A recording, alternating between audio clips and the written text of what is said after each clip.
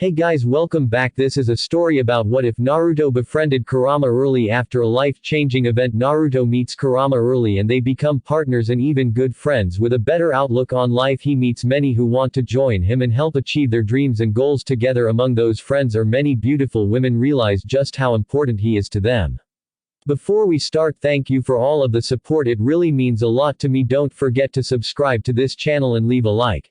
You can suggest a Naruto fanfiction with a link in the comments if you want me to read it, and check the description for the creator of this great fanfic and support them for making this fanfic. So let's start.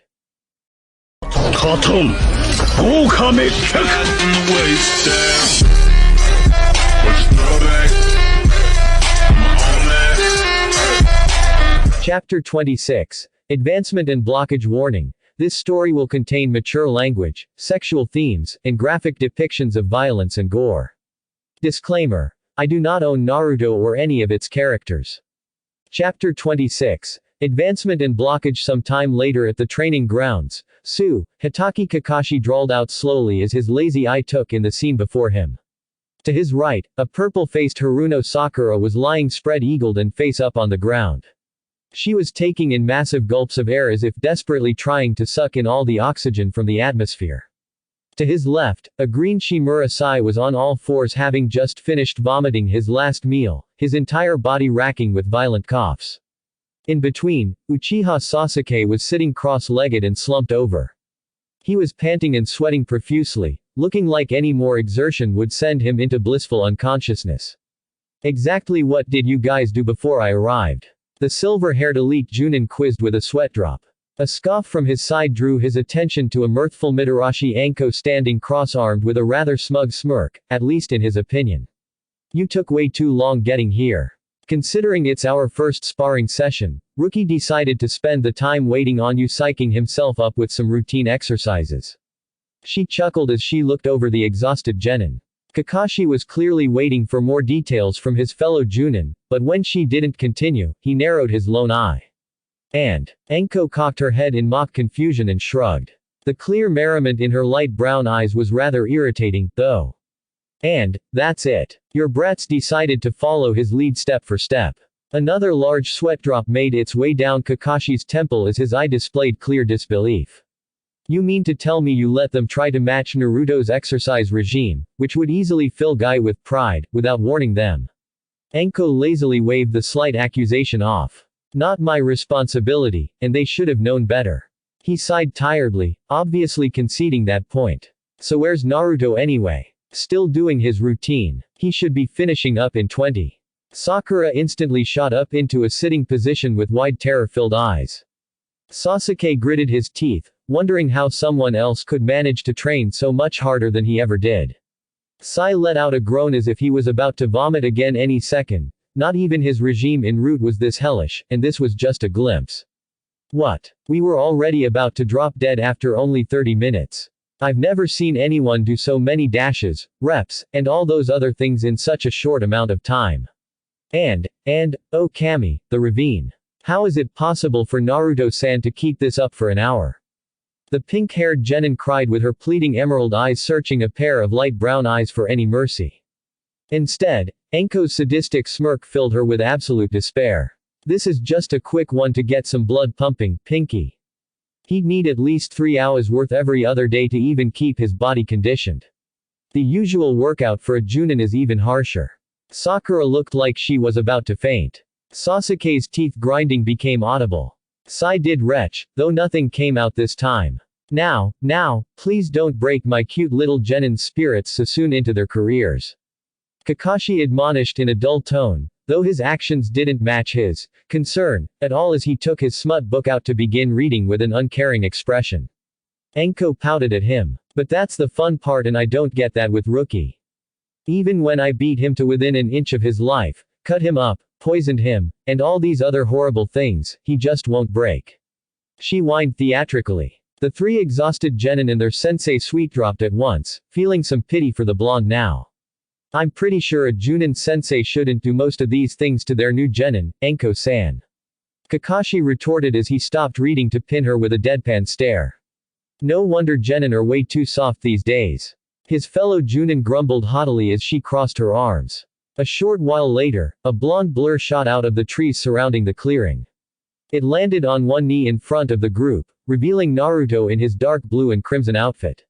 He straightened up, only looking slightly short of breath, and displayed an easy grin.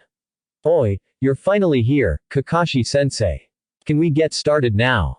He greeted cheerily as he rotated his left arm to loosen it. Sakura and Sasuke gulped at the prospect of sparring with the stamina monster when they were still so tired. Sai remained somewhat stone-faced, but several beads of sweat were seen going down one of his cheeks. "Good to see you too, Naruto.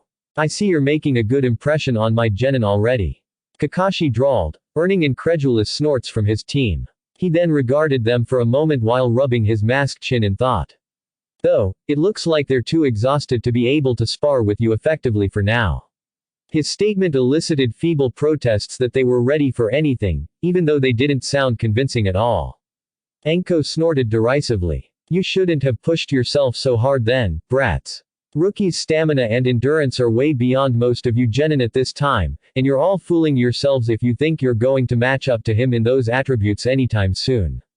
Keep your own limitations in mind, and don't waste our valuable time next time." Her harsh words served to chastise the genin, even the ever-prideful Uchiha. They knew they got in too deep, and this would serve to remind them to take everything in moderation from now on. They also resolved to improve their stamina however they could.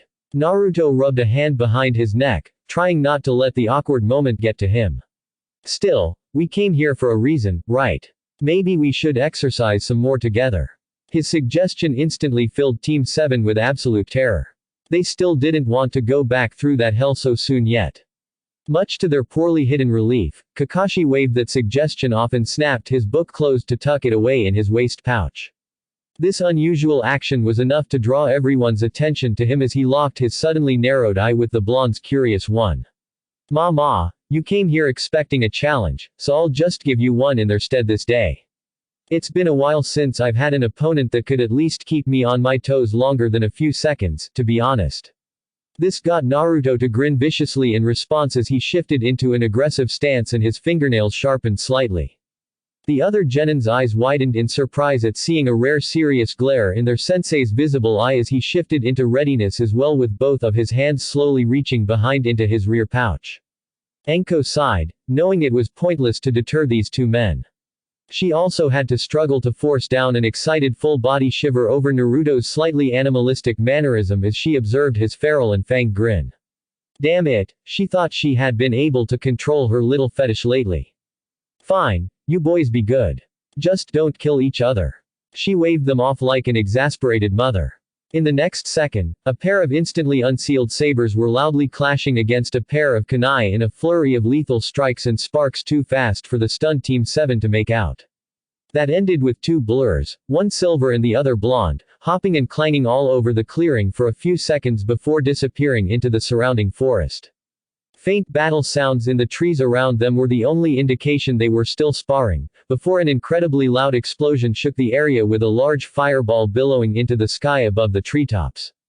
The three genin just stared at all this in stunned disbelief. They knew their sensei was extraordinarily strong and took it easy on them in their genin test, and for Naruto to get him even slightly serious at this point was amazing. It was at that moment Uchiha Sasuke had to allow a long repressed thought into his head. He still had a long way to go. He knew he hadn't been the top shinobi of his generation for a long time since Naruto thoroughly crushed him in that ill-fated spar. That was mostly why he allowed his animosity with the blonde to die down to a point where he only threw out the occasional insult by the time they graduated. Of course, he was angry about what was done to him on that damned prank day, and even more so when it was announced that Naruto was selected for that special two-men squad. That didn't last long when thoughts of demanding his own Junin sensei were quickly dispelled by Kakashi's rather humiliating annihilation of his entire team the next day in that bell test survival session. Even someone with as much pride as he carried had to admit that there was no point to believing in one's superiority if it wasn't true for the time being. Even then, it still took Sai's insistence on giving some of the lunch to a tied-up Sakura for him to do the same before Kakashi barely passed them for their accidental teamwork. Since that day, he resolved to train at his own pace just like Naruto apparently did, knowing he'd eventually reach a level where he could go out to find and kill that man. It was pointless for him to allow his inferiority complex to snatch his attention from that important goal any longer. Yet, despite his grudging acceptance of Naruto's superior skills, it was rather galling to see someone else his age outclass him by a large margin still. Next time we have a sparring session, we need to be ready and work together. We can't let him stay ahead of us for long. He muttered, his voice so soft it almost didn't reach his teammates' ears. Sakura and Sai stared at him in surprise, as if they couldn't believe what was coming out of his mouth. He frowned. What? Are you sure you're getting enough oxygen to your brain, Sasuke? I mean, those exercises were pretty rough. Sakura inquired in concern. His frown grew deeper. What she meant is that we aren't sure if you've just voluntarily uttered a statement so unlike you, Emo King. Sai, kindly, translated for Sakura, who blushed. That was her exact thought. Sasuke grunted in annoyance and glanced away with a small dusting on his cheeks. His teammates exchanged brief glances before the pink-haired teen smiled. Of course, we'll make sure he'll never think to take it easy on us. The raven-haired teen's lips barely twitched into the closest thing to a grin he was going to give this day. The team's brief moment of camaraderie was broken when Anko stretched her arms overhead with an unladylike yawn even as more vicious battle noises continued in the forest after the explosion. Damn, seeing them go at it like that is getting me rarin' for some action too. She muttered out loud before swiveling her head to glance at the suddenly wary Team 7. She then deliberately shifted her lips into a predatory smirk, making them tremble violently. This woman was so much scarier than their sensei. Oi, you brats will do for now since that lazy ass didn't say anything about touching his cute little genin. You have a 15-second head start. She announced ominously as she removed her hands from her trench coat's pockets with 3 kunai in her right and Senbon in her left. Wait, Enko-sensei. Didn't he say we're too exhausted for sparring? Sakura tried to plead even as she, Sasuke, and Sai immediately rose to their feet and began backing away in large strides. Impossibly, Enko's sinister smirk became even wider as she brandished her weapons threateningly. This isn't a spar, Pinky. This is evasion training, and it's been 10 seconds. She barked sharply. The 3 young teens immediately scrambled for their lives. It was amazing how one so exhausted could somehow find more energy when facing certain death. Another day some time later with Team 8. So, any reason why Kakashi-san was giving you the stink eye when we passed his team at the tower this morning, Enko-chan? His genin seemed a little jumpy around you as well. Yuhi Kurenai commented conversationally as she crouched on a high limb in a large tree overlooking a training field. Enko was seated on another branch just above the beautiful raven-haired genjutsu mistress, leaning back lazily against the trunk with her arms behind her head and a half-eaten dango stick dangling from her smirking lips. I wouldn't know, Nai-chan. I only played with his brats a bit for some fun the other day. Kurenai sighed tiredly, now understanding exactly what happened. Remind me to never leave you alone with my students. Snorting in amusement, the other Junin glanced down at the training ground below them, which was filling up with frenzied battle noises, as she tore off a dango ball and chewed noisily for a moment. Speaking of them, they're holding up pretty well against mine. Indeed, Naruto was looking more than a little concerned, since he was somewhat unable to break through Team 8's coordinated assault. In fact, he was on full defense. The ever-beautiful and graceful Hyuga Hinata was relentlessly dogging him with her quick and fluid strikes. Meanwhile, Inuzuka Kiba and Akamaru took potshots with weapons and poking attacks from mid-range, allowing their teammate her space. Aburame Shino was covering his teammates with long-range attacks using his bugs. It was a strategy the team felt worked the best after countless hours of sparring against the blonde powerhouse in the past. They knew if they ever gave him enough room, he'd pick them off one by one easily enough. Not bad. You guys are always getting better every time we spar. Naruto remarked, his proud smile on display even as he had to dodge a burst of Jukin strikes from his girlfriend. In a rare display of frustration, the Hyuga heiress scowled when the blonde briefly danced out of her reach once again. Thank you, Naruto-kun. If only you would allow the gap between us to at least shrink, though. She retorted shortly as she closed in and gracefully slipped through a flurry of powerful strikes that would have knocked her out of the fight if any connected. She was twirling and moving like water flowing around objects in a stream, a clear sign that her modified Juken was different from the Hyuga clan's more rigid main style. Her strikes, while somewhat less powerful individually compared to the traditional kata, were much more numerous and came from unpredictable angles. Naruto thought it was one of the most beautiful fighting styles he ever saw. He was likely a bit biased in that opinion, since his lovely girlfriend was the one using it. Why should I? You're faster and more agile than me, Hinata-chan. Use these attributes more, the blonde challenged as he hopped back and ducked under a clawed swipe from Kiba, before rolling to the side to dodge another blitz from Shino's swarm of bugs. He then made a show of tossing a few shuriken at the two males and dog to force them to dodge and break off their constant assault for the moment. He shivered a little when Hinata narrowed her pale eyes in annoyance and shifted into a dangerous-looking kata. Perhaps I will. The next thing he knew, she was already in his personal space with her hands poised in their two-fingered forms, ready to disable his entire right side in an instant. It was only thanks to a hidden and alert clone using Kawarimi to switch itself with him to take the attack that he got away scot-free. Upon seeing the replacement dispel, Hinata growled and immediately used her Byakugan to search for her elusive boyfriend. Shit. We lost him, and our noses can't make out where he is yet. He's gonna have time to make plans. Kiba muttered lowly as he and Akamaru moved closer to their female teammate to cover her back. Indeed. He has already displaced all 3 female bugs I planted on him. They're now on some of his clones moving in random directions, and my hive is quite perplexed on which way to go. Shino supplied as the bugs in his body began to buzz in preparation to counter any possible attack. Hinata's pale eyes widened before she turned sharply to her bug-using teammate. He's underground. Her warning was too late when a pair of hands shot out of the ground underneath a surprised Shino to grab onto his ankles firmly. He then sank instantly into the ground with an unusually girlish yelp, thereby trapping him in the bug hive within his body for the moment. In the next second, a dirt-covered Naruto burst out of the ground next to the immobile bug user with a victorious smirk. Hinata didn't waste any time lamenting her teammate's plight and was already upon him with her hands jabbing out to attack. Kiba and Akamaru were right behind her with claws out and teeth bared respectively. Naruto deftly twisted his body through Hinata's initial strikes before leaping overhead above the reaches of a lunging Kiba's sharp claws and Akamaru's snapping jaw. Twisting around, his hands shot out to grab both the collar of the dog user's gray overcoat and the white puppy's scruff.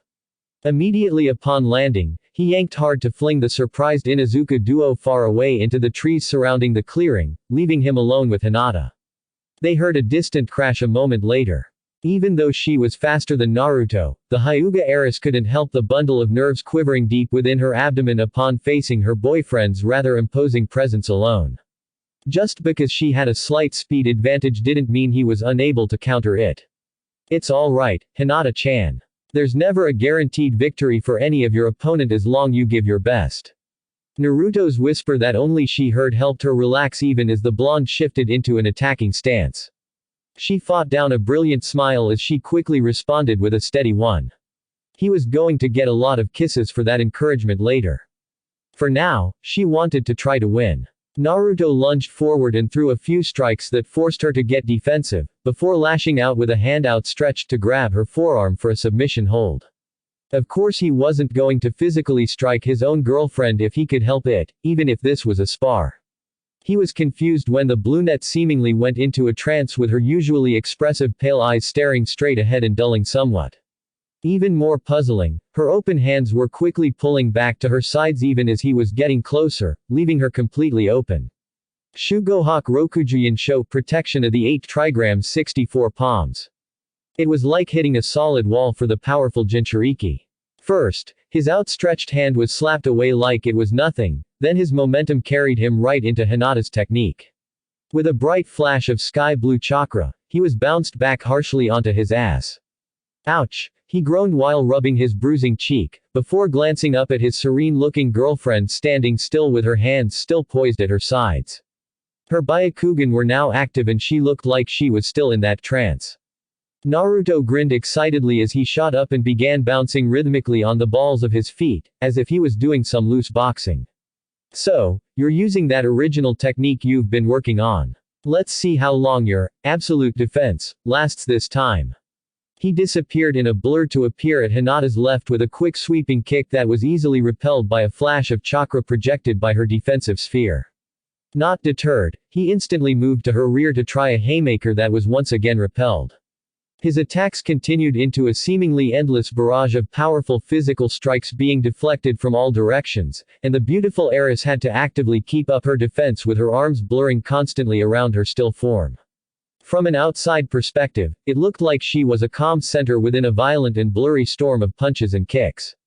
After what seemed like eternity for both, it was apparent Naruto was going to outlast Hinata since she was now panting heavily, yet he was still going strong. He just simply had so much more energy than she did. Soon enough, the moment came when a dropping axe kick finally broke through. She immediately abandoned her stance and jumped back to dodge the attack, but stumbled upon landing and bent over panting, her chakra reserves now mostly empty. Not done yet, Naruto dashed in for one more attempt at ending this spar. That changed when he scowled and snapped his gaze skyward before he even got halfway to her. A huge and dense swarm of Kikaichu bugs slammed down on him like a falling boulder. A short distance away, a freed Aburame Shino frowned upon missing his target, and his sunglasses glinted as he shifted his gaze up. The target himself had leapt high into the air to get some distance from this ambush. Unfortunately for him, another surprise awaited him up there. Gatsuga Fang passing Fang.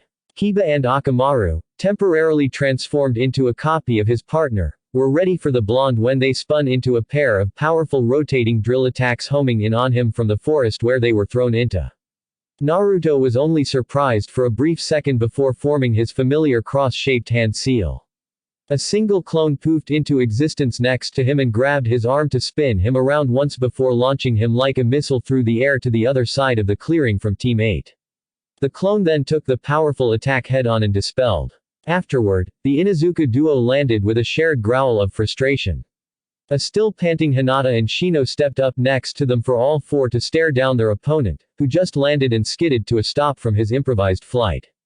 Naruto laughed heartily as he straightened up and reached a hand behind his neck. "You're all pretty good. You're covering each other's ass like pros," he remarked happily. The team exchanged looks of gratitude with each other before grinning at him. "Kurenai-sensei taught us well. We'll be catching up to you soon enough," Kiba declared with a raised fist. Akamaru, now back in his original form, barked assertively next to his human.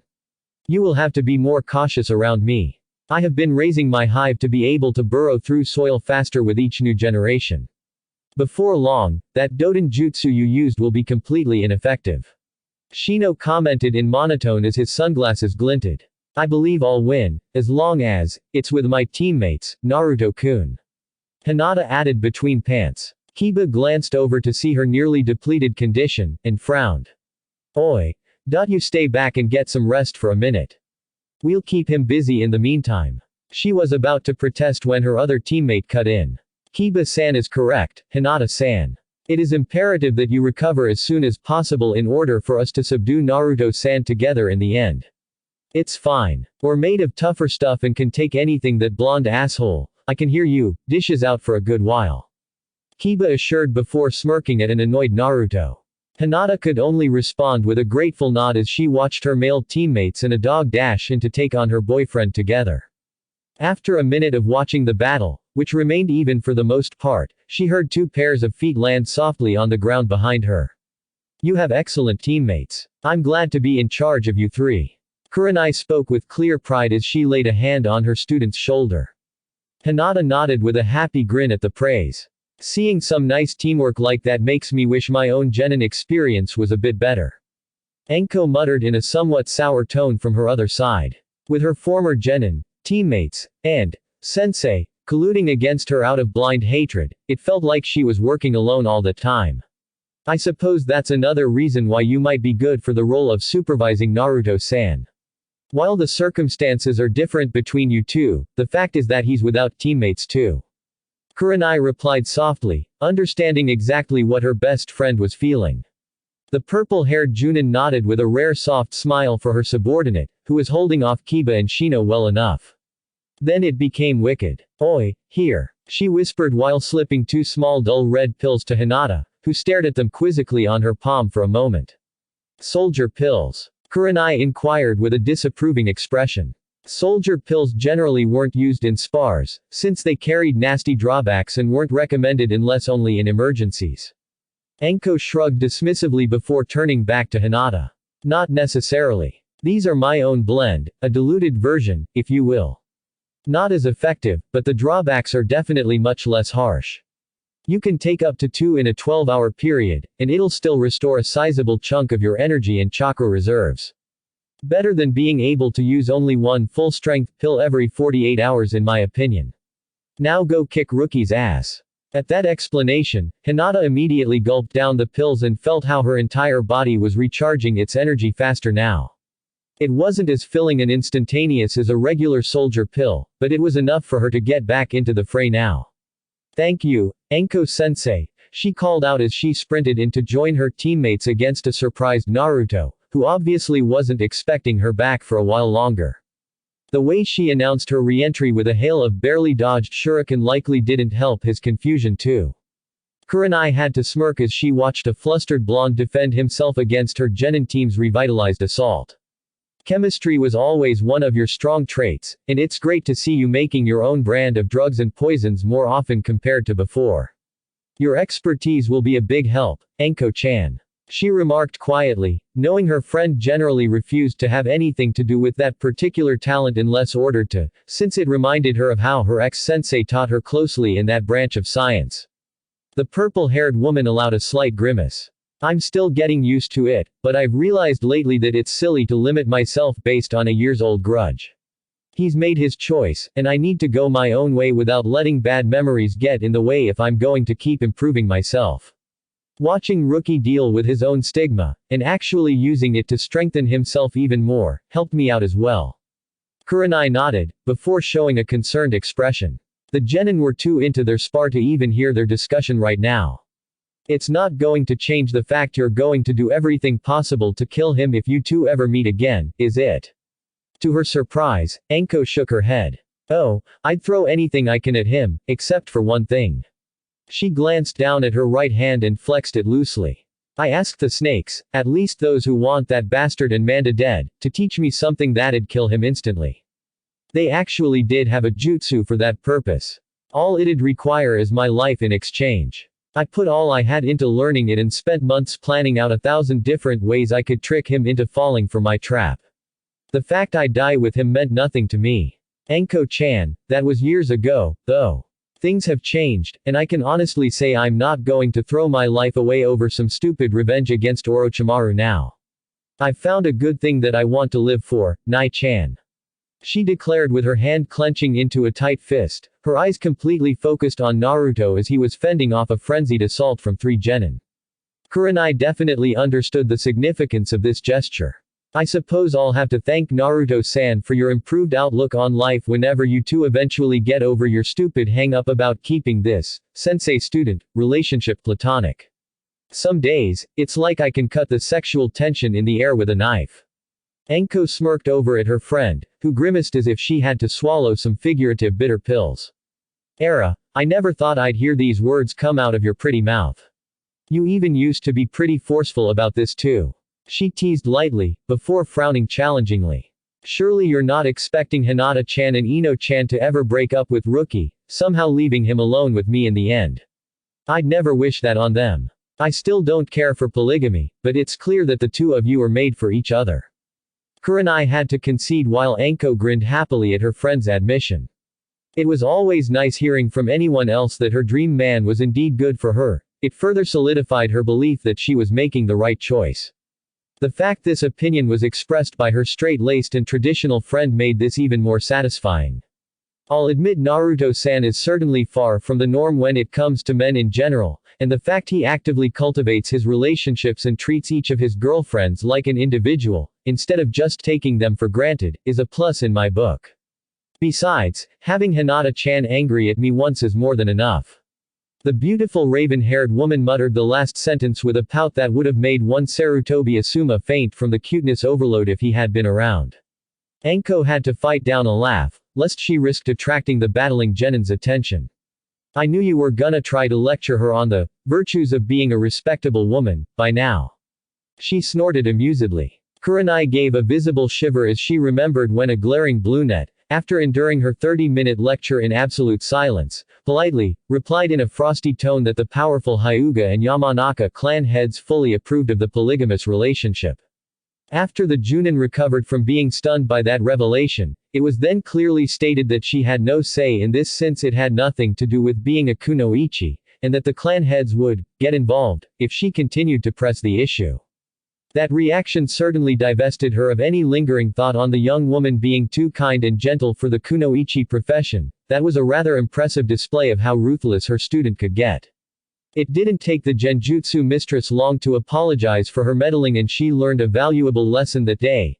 Any mention of this relationship with Naruto and Ino being abnormal was a surefire way to piss off one Hyuga Hinata. So, why haven't you two done anything yet? You've been working together for months now, and I'd think that's enough time to figure things out. She quizzed, shaking off her thoughts about her female genin for the moment. Enko frowned slightly. I dunno. It was tough the first few weeks, but missions and T&I kept me busy and distracted. We settled into a comfortable zone soon enough, and I guess I just don't feel inclined to change that now. It's kinda turned into a game to see which of us breaks first. She remarked with a smirk. Kurenai raised an eyebrow. And what if one of you decides this is a perfectly fine arrangement and isn't willing to change anything between you two for as long as it takes? Enko snapped to her with a sharp look. That won't happen. We're just taking our time. Will Naruto-san's answer be the same if I ask him this question? The purple-haired Junin opened her mouth to deny, only for nothing to come out. After working her jaw for a moment, she snapped it shut and turned her head to glance at her secret love while biting her bottom lip in slight worry. Kurenai quickly put a hand on her friend's shoulder for reassurance. I'm sorry, I'm sure something positive will happen soon. I just didn't want to see my friend hurt and I'm just speaking my mind, that's all. She said softly. It's just that I think I'm sorta waiting for us to be able to work together when our missions get more dangerous before I decide we've been cautious enough. We've been doing nothing but house chores all those months, you know. Enko grumbled, clearly disliking the idea of D-ranked missions. Kurenai smirked. From what I've heard, you two haven't been able to take more than 3 D ranks per week for some reason. Why is that? Enko glanced away with a childish pout. That's the old man's punishment. For what? Was the incredulous response. We tried to sneak in multiple teams of shadow clones so we'd take as many D ranks as possible to get them out of the way in just a couple weeks. And you didn't think about how that'd affect the other shinobi who needed those quick missions for their own finances. Kurenai muttered in deadpan. The old man actually lectured us for trying to destabilize the village's economy. Something about how important the shinobi are to the businesses here and that halting the trickle-up effect for even a few weeks would have far-reaching consequences. Who knew we only get a limited number of D ranks each week? Obviously not you and Naruto-san. Enko sighed despondently. At least he made sure to give us anything carrying the highest pay tier for that rank and we're more than halfway through the quota now. It's time to get started on taking C ranks and above soon. We've done more than enough training, that's for sure. Thwack. The women's attention shifted to the spar to see a body tumbling like a ragdoll on the ground toward them. It slid to a stop just a meter before them, and Kurenai was dismayed to note it was a dazed Inuzuka Kiba as he unsteadily rose into a sitting position. Someone get the description of the biju that hit me, he mumbled as he tried to stop the spinning vision in his unfocused eyes. Enko took a wide stance and made an exaggerated motion of leaning forward at her hips and peering into the distance, at the still ongoing spar by daintily hovering a hand horizontally above her eyes. It was clear the momentum once again shifted in Naruto's favor as he was beginning to overwhelm Hinata and Shino now. This might be just a bit too obvious, but would this biju happen to be the one you called a blonde asshole a few minutes ago? She offered faux innocently while Kurenai rolled her eyes at this antic.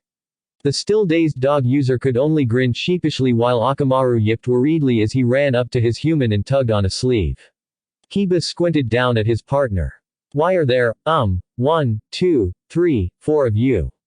Akamaru tilted his head with a questioning whine and a sweat drop. Enough training, indeed. Kurenai muttered with a light glare at her infuriatingly smug-looking friend as she moved to check over her possibly concussed student. Some time later with Team 10 in the Land of Fire's countryside, a large caravan was rumbling down a picturesque trail weaving its way among rolling hills, golden fields of barley, and clear blue lakes. Dozens of civilians, horses, livestock animals, and large wagons full of harvested crops and merchandise were all part of this group.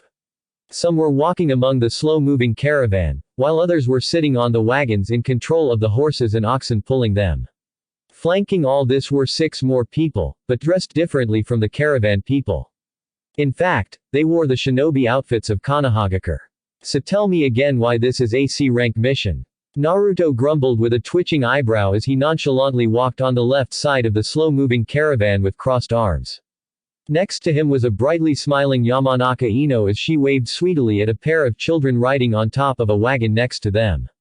They blushed and waved back shyly. Shikamaru was walking up ahead near the front, looking bored out of his mind as he stared up at the clouds in the sky while somehow sidestepping small obstacles in his path without looking. Enko and Asuma were walking on the opposite side of the caravan from the blonde pair, conversing about Junin things with some teasing thrown in from the purple-haired woman if her occasional laughters were anything to go by. Choji was bringing up the rear, sitting on top of the caravan's last wagon while enjoying a bag of chips as he kept an eye out for anyone coming up from behind. What did you say, Naruto-kun? The platinum blonde muttered absent-mindedly. You heard me, Ino-chan. You pick up the latest gossip easily from 100 meters away, so don't tell me you didn't hear me just now. Naruto retorted, getting a hard smack on his stomach for his cheek. It didn't faze him. That's because I find it easy to tune out whiny bitching. Ino shot back as she did her best to hide that the slap to those amazingly rock-hard abs actually stung her hand. Her boyfriend slumped his shoulders. Yeah, sorry. I'm just sulking. Even though this is finally our first C-rank mission, I can't help but be disappointed with the absolute lack of shinobi things we're supposed to be doing. Isn't bodyguarding part of shinobi duties? That's what we're doing for this caravan. Look at the innocent faces we've been entrusted to guard with our lives.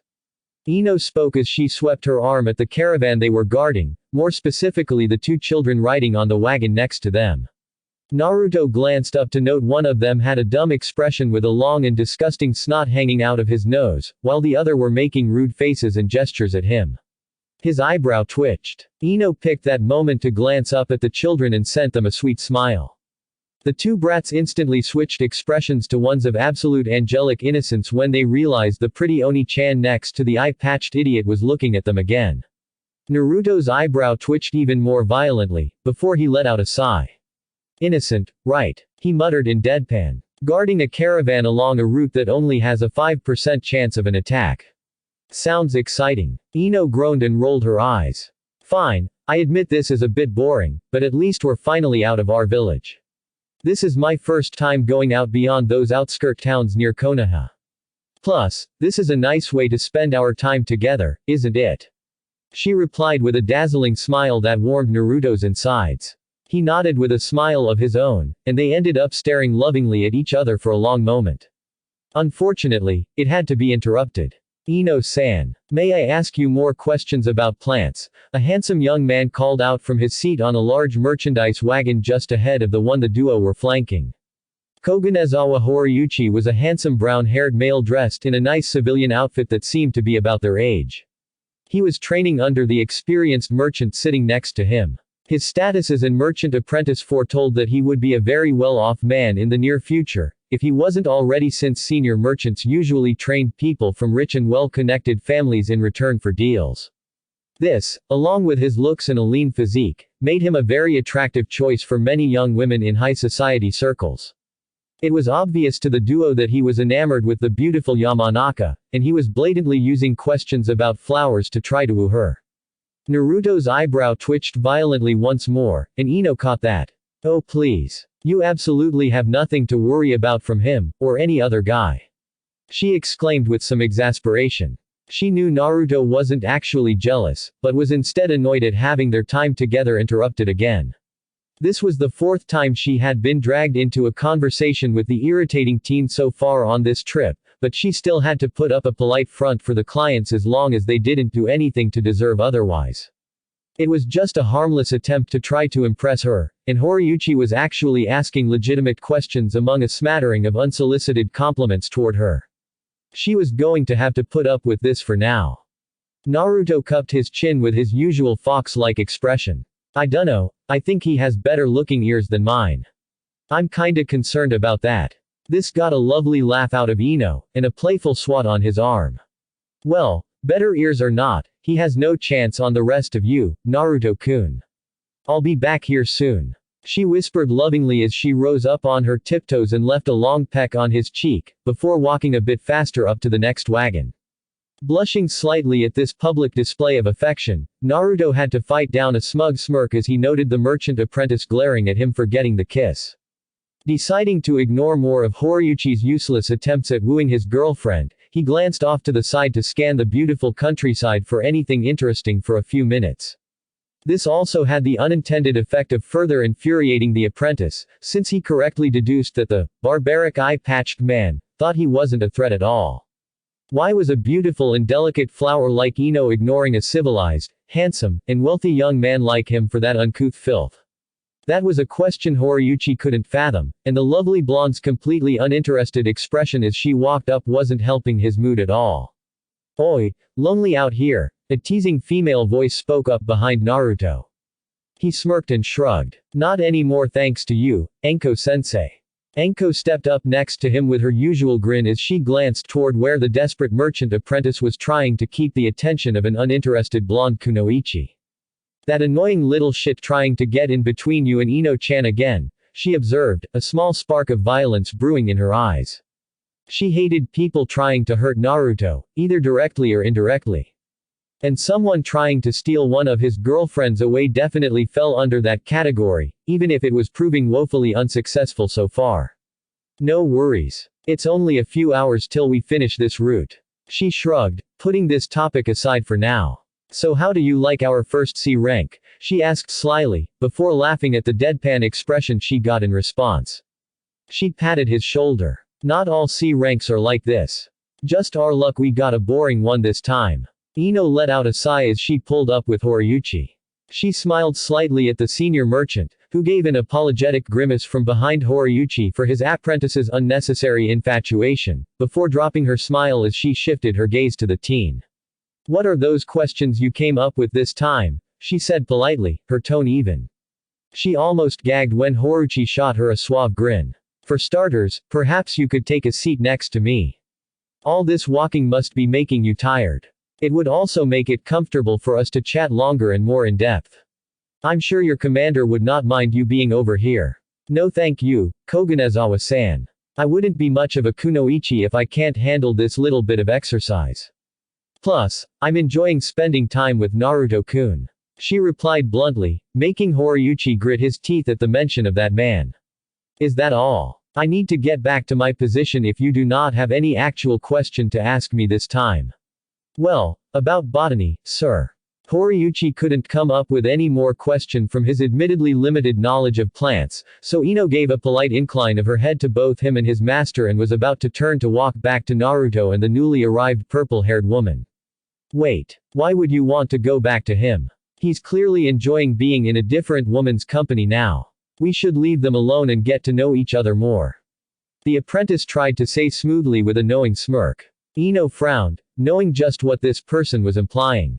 It wasn't that she would discourage anything that might lead to her boyfriend and her favorite kunoichi finally hooking up sooner rather than later. While she was enjoying only having Hinata to share Naruto with, she was also getting frustrated with the lack of progress for both the blonde Jinchuriki and the snake mistress over the last half year even though she could tell just how much they liked each other. What pissed her off was that this annoying fucktwad actually dared to imply that Naruto would deliberately hurt her. In addition to them knowing each other for years, she's also one of my trusted friends. They definitely won't mind my company. Plus, I'm not going to restrict my boyfriends, she stressed the word to drive the point home, and from the ugly expression on Horiuchi's face, it did the job. Contact with other women, because I'm not that shallow and insecure. He also knows I'd kick his ass if I ever find out he was hiding anything from me. Now, currently making small talk, Naruto and Anko frowned when they heard Ino's slightly raised voice, which was cold and even. I don't appreciate your insinuation about one of my comrades. I think you've disrupted us enough with your questions, so please leave us to our duties for the rest of this mission. They watched Ino shooting an increasingly angry Horiuchi a frosty glare before she turned to walk back toward them. Wait. I'm not done talking to you, the apprentice shouted after her. Ino rolled her eyes and turned back to him with an annoyed glare. Horiuchi's master was facepalming and growling lowly at his apprentice to quiet down to avoid further embarrassment. The teen ignored this and continued to make demands for Ino to remain by his side. Enko groaned quietly. I'm gonna have to do something about this. Ino-chan's presence here is causing a disruption and distracting her from her duty, so I'm gonna move her up front. Naruto, while a little disappointed, wasn't going to argue his superior's rational decision. I can handle this flank just fine. I'm literally a walking army, after all. Enko nodded with a grin, glad Naruto was still willing to follow her orders on missions despite his slight displeasure with some of them. It felt to her that he was willing to trust her to do what was best for any situation. She also knew he would offer opinions from time to time if he felt it was necessary, and she gladly welcomed that. She didn't want a yes man, after all. Oi, Ino-chan, get up front and keep an eye on the lazy ass. He looks like he's sleepwalking at this point. She called out. Ino turned away from the arguing apprentice, looking rather relieved at the interruption, and nodded her acknowledgement to the Junin. She then glanced apologetically at Naruto, who nodded reassuringly. She smiled and moved up front, completely ignoring Horiuchi's shouts for her to come back. After she was out of earshot, the brown-haired teen turned his head to glare balefully at the pair who dared to get in between him and his lovely vision of blonde beauty. Dodin nearly shat his pants as a result. The purple-haired woman's bloodthirsty smirk as she lazily twirled a kunai by its ring on her index finger and the eye-patched man's hard glare were directed right back at him. He had to meekly turn away, only to find himself staring into the twitching face of his extremely angry and embarrassed master. He knew this wasn't going to be a fun trip the rest of the way. The duo grinned as they watched the senior merchant tear into his apprentice for the disgraceful behavior. From what they made of the angry shouting, the young teen was going to be doing nothing but stock inventory for the next 3 months. Oh ho! Did I miss something? A man's deep voice rumbled behind them. They glanced behind to confirm it was Sarutobi Asuma walking a meter behind in a relaxed manner with a cigarette in his mouth. Not much, just a stupid hormonal teenage male making poor decisions. Enko replied with a dismissive wave. Asuma grinned and put on a slightly faraway expression. Ah, I was like that once. I still wonder some days if I actually got out of that phase, though. I seriously doubt any man will be completely free of stupidity for the rest of their lives. Enko jibbed with a grin. So have I made any poor decision so far, since I'm a stupid hormonal teenage male too? Naruto piped in with a smirk. The woman shot him a quirked eyebrow. Insisting on going into the mountains of iron all alone without enough preparation would be a good example. That made him grimace, then put up a sheepish expression. I've heard about that one. That was a big doozy right there. Asuma added with a lazy chuckle. Naruto grumbled and glared at him over his shoulder. Aren't you supposed to be guarding the other side, Asuma-sensei? What about you, Enko-sensei? No real need for the moment. Take a look over there. Asuma thumbed to the opposite side. Naruto took the advice and glanced between the wagons to note a huge lake dominating the scenery with its long and sandy shoreline only 20 meters from the trail. Little chance of a surprise attack from that side, huh? He deduced, finally realizing why his nose had been picking up some strong scents of fish and waterlogged plants for some time. Yep. I'm only here for a bit, though. Gotta make the rounds with everyone on our team. I just want to hang out here and dazzle you with my sexiness. Enko piped in jokingly as she sensually strutted along for a few meters with her large chest pushed out. This had the effect of opening her trench coat up wide enough for a perfect view of her perky D-cup breasts with her tight flesh-colored shirt stretching across them to allow every curve to show, even with her usual mesh shirt covering her entire torso. This easily drew the eyes of every man within 20 meters to her, including Naruto, Asuma, and both the senior merchant and apprentice. Kur-chan cannot know of this. Asuma whispered to himself after he snapped out of his brief daze and rubbed his eyelids. Naruto's jaw snapped shut audibly as he pointedly glanced out at the scenery to hide his blush. The two merchants and others looked like they were struck dumb by a giant club. Anko laughed merrily upon observing all the reactions as she put her trench coat back the way it was. Only Naruto had the right to see more of that, and hopefully beyond someday. It's so hard being Hoot, she sing-sang as she practically skipped alongside Naruto and linked arms with his right. He had to chuckle at this woman being so, Anko. He couldn't help but smile genuinely at her, who saw this. As a result, she had to turn her face away in order to hide her blush and a happy grin of her own. Asuma caught that, and had to smirk amusedly as he took one final drag from his cigarette and flicked it aside lazily. I'm checking on the two up front. Try not to misbehave in the meantime, he announced before disappearing into thin air. A glance ahead to the front of the caravan found him reappearing behind Shikamaru and Ino, startling them. While Naruto was chuckling at this along with Anko, he heard a loud yawn in his mind. Bah, you're still stuck on this boring trip. Kurama grumbled as she rubbed sleep out of her eyes and took a look through her container's eyes. She smirked when she caught sight of an embarrassed apprentice merchant occasionally glaring back at her container with impotent anger whenever his master wasn't looking. Looks like that little worm got what he deserved. He's been directing negative emotions at you the whole trip, desperately wishing for you to die so he could get his hands on Flower Girl. Oh gee, my feelings are gonna be hurt. Whatever will I do? Naruto retorted in perfect monotone, getting a chuckle out of his tenant. Anyway, just thought you'd like to know there's a group of humans some distance up ahead on the left. She stated this as if she was talking about the weather. Naruto glanced far up ahead to make out a large group of rock outcroppings to the left of the trail. Perfect place to hide behind for a blindside ambush. He would have likely noticed them himself if he had been a kilometer closer or so, but he was still thankful for his tenant's help anyway. And I suppose they're not going to jump out and yell, surprise, with a cake. Considering the negative emotions I'm sensing, it's safe to say surprise is what they're trying to achieve, but I'm pretty sure the cake will be a lie. Kurama chucked as if she was amused by a memory from long ago. Naruto raised an eyebrow, wondering if his tenant was once again making an obscure reference that he had no hope of ever understanding. Figures and ambushes happening today on a route that supposedly had a 5% chance of it. You're complaining. I dare you to say that you haven't been itching for some action, Naruto. The blonde shrugged. Didn't say I wasn't. Thanks for the head up, Kurama. Oi, he whispered to Anko, who shook her head slightly. We've already noticed, rookie. Let's wait and see if the other genin will pick them out in time. They need to get some experience without our helping hands every now and then. As if on cue, Naruto heard a bird cry 3 times, but this one had a slightly unnatural pattern. He glanced up to find some seagulls flying overhead this close to the large lake.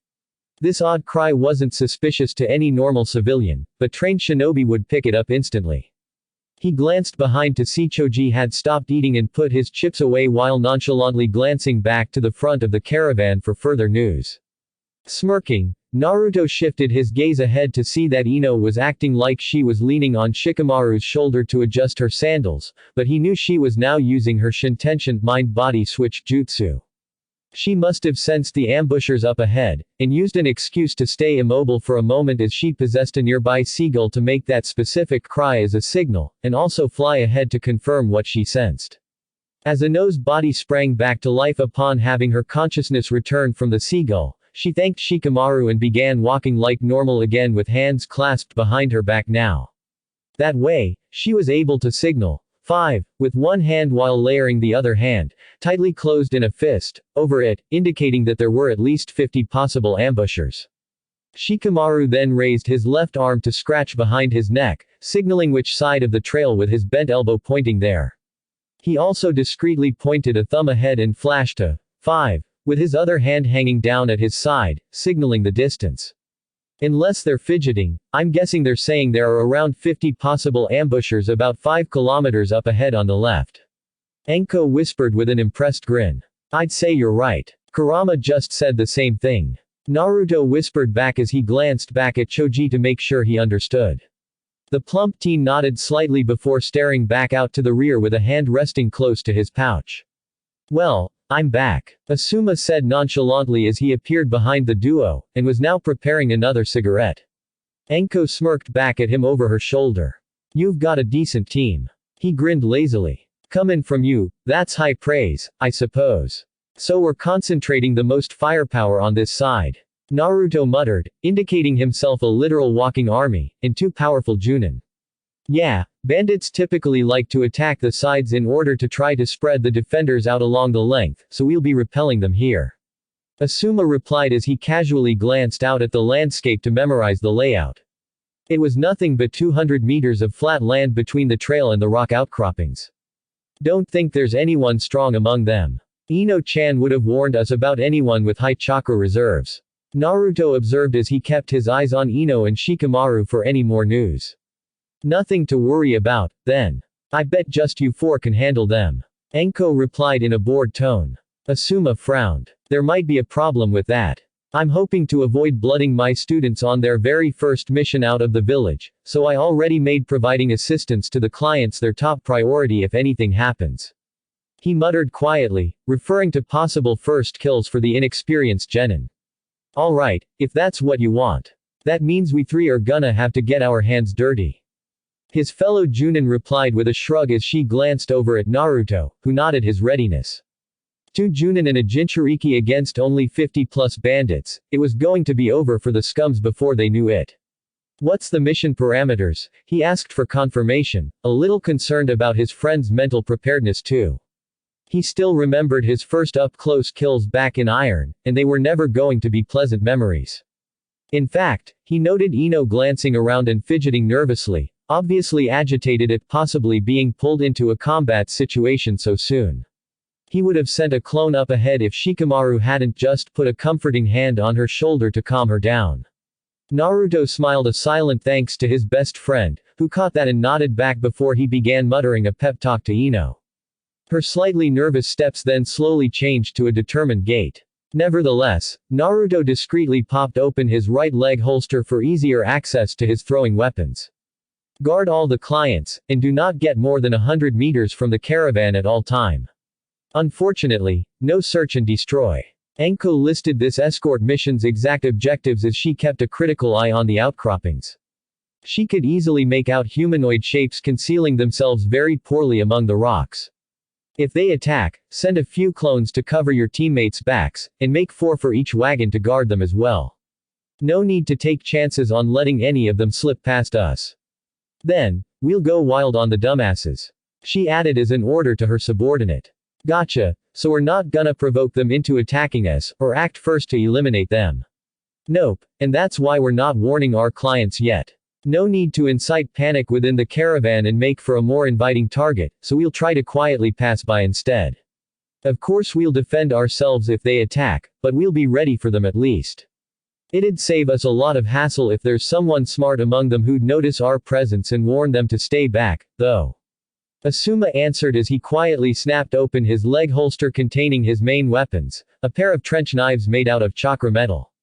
Enko scoffed after cooing quietly at a small snake that slithered out from under her trench coat's collar, indicating her readiness to use her deadly snake techniques. Smart bandits, I doubt it. In the rock outcroppings, there it is. I knew my intel's good. Bandit number 1 exclaimed quietly to his comrade as the caravan finally came into clear view. This time, I still haven't forgiven you for getting all of us to wait for a week in the middle of nowhere a couple months ago, only to find out our target already passed by the day before we arrived. Bandit number 2 muttered grouchily, and there were grumbling from the other bandits surrounding the two at that reminder. Oi. My informant had a terrible lisp, so it isn't my fault I got the date and time wrong. This time I triple-checked the info, all for the sake of you guys. You'd better be happy with that. Bandit number 1 retorted with a scowl. Yeah, shut up, dumbasses. The large and gruff bandit leader growled from behind the two bickering men. They're getting closer, so be goddamn quiet. After a few agonizing minutes of waiting for the slow-moving caravan to get close enough, all the bandits were finally able to make out the details. Ooh, those animals look delicious, and the crops I see in some of the wagons should be enough to keep our bellies full for months. Bandit number 2 whispered, his eyes sparkling as if he found a hidden treasure. One of the other bandits groaned.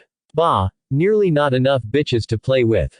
At least the ones I'm seeing are pretty enough. We can sell those kids for labor too. Wait. Who are those? Bandit number 2 muttered with a furrowed brow, pointing at the 6 people obviously flanking the caravan. The leader snorted. They must have hired guards. No big deal, we have numbers on our side. Oh shit. They're wearing Hitai 8 from Kanahagakure. Bandit number 1 whispered harshly as he picked out that detail, getting many of his comrades around him to mutter nervously about their chances. However, the leader waved his hand dismissively. Those 2 in the front and the one at the back look like green little rookies probably on their first mission. The 3 on the side are what'll need our attention. Our best fighters, and I can keep them distracted while the rest of you sack the caravan. In fact, if you can, nab that little blonde bitch. She looks like she'd make a good slut even as young as she looks. He whispered his assurances to his men with an arrogant smile, confident in their ability to overwhelm the guards. What about that purple-haired one? She's so beautiful, too. Bandit number 2 quizzed, a little dazzled at the woman's beauty, especially in that skimpy outfit. Ha. That bitch looks like a feisty one, likely to bite your dick off then give in. Any of you can take your chance with her if you want. The leader replied with a snort. Meanwhile, as the men whispered excitedly about which woman to take, one man leaned forward over the rock he was hiding behind with squinted eyes. Did he say purple hair? Bandit number 1 mumbled, before his eyes bulged out a moment later.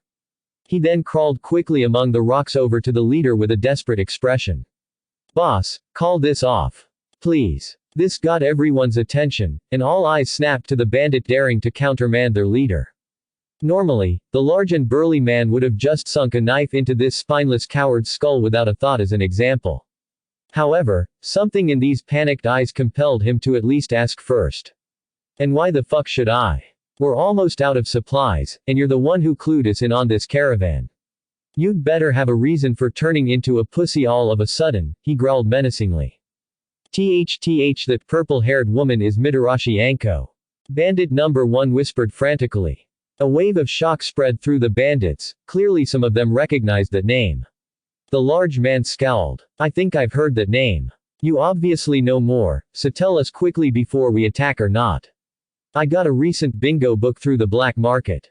Her moniker is, the Snake Mistress, and the book says she's incredibly strong in close combat barehanded and weapons against large groups, is capable of many amazing techniques, can summon snakes as big and as long as that caravan out there, and she has no mercy for anyone she faces. And may Kami have mercy on our souls if she ever captures us alive. Why? The leader mumbled, with sweat going down his forehead. She has a terrifying reputation in torture and interrogation. They say she's easily next in line to replace Morino Ibiki, a successful interrogator known as the Man of Truth, in the future. I absolutely fucking guarantee you that not attacking is the best decision we'll ever make in our entire lives right now. Bandit number 1 finished frantically, obviously having lost all motivation for attacking the approaching caravan. What about the other 2? One other bandit quizzed, obviously nervous about the prospect of facing someone as scary as that woman. Just what company was she keeping? The one with the eye patch looks young, but he's giving off a dangerous vibe. That big bearded guy looks familiar, though. Bandit number 2 mumbled with a hand on his chin for a moment, before snapping his fingers. I know. I've seen him guarding the daimyo once during a parade in the capital some time ago. The leader snapped his gaze to the other bandit. You're sure it's him? He got a nod. Shit. Fuck. Son of a bitch. Goddamn our luck. He cursed almost too loudly, getting his men to shift nervously in their hiding places. He then let out a resigned sigh. Just let them pass, stay the fuck hidden, and be fucking quiet. After they're out of sight, we're howlin' ass back to camp. You know that guy, boss. No fucking clue, but he's a nin who guarded the daimyo, and only a member of the 12 shinobi guardians is allowed that duty. Everyone in the group swallowed hard. They all knew not to fuck with that group. The last large bandit group that attempted to attack the daimyo's royal caravan, which had several guardians escorting it, some years ago were completely wiped out down to the last man. Many different variations of that massacre were usually passed between bandits like campfire horror stories. As a result of the leader's smart decision, all the men watched the caravan pass by without any incident, thanking Kami for the timely information. Back with the caravan 30 minutes came and went with absolutely nothing happening, and the group already passed the hidden group of bandits long ago. Asuma chuckled as he lazily walked with hands in his pockets next to a silent Naruto and Anko. I guess there's actually someone smart among them. He grinned wider as he observed the absolutely disgruntled expressions on their faces. They were so ready for any action that they couldn't help but be disappointed at the lack of it, even if it was the best possible outcome this day. From what I heard from Pops, he's already sent a team out to take care of a bandit group making trouble in this province. I bet that was them back there, so we'll just have to leave them to someone else. He added, getting them to snap their gazes to him. So, someone else is stealing our prey. Anko muttered with narrowed eyes and a petulant pout. Naruto nodded in agreement with the same expression. Oh, come off it. You'll get your shot at some action soon enough. Asuma retorted with rolling eyes just as Ino ran up to them with a frown. Horiuchi would have called for her attention as she passed by, but he was rather intimidated by his master's gimlet eye and the addition of the tall and scary-looking bearded man walking behind Anko and Naruto. Oi, we're not going to do anything about the people I sensed back there. Ino whispered when she got close enough. Nah, they didn't bother us, so they're not our problem. Instead, we'll just report their number and general location when we get back, and they'll be someone else's job most likely. Her sensei replied nonchalantly. She scowled as she fell into step next to Naruto. Shika said the same thing. So we're gonna leave them to possibly attack someone else, she muttered, clearly having an issue with this considering the bandits would likely capture women and children for human trafficking, her biggest peeve with this world. Asuma smiled sadly as he took a drag from his cigarette. If they had attacked first, then it'd be a different story now. Unfortunately, we are paid mercenaries. That means we follow our clients' agreed upon objectives to a reasonable degree.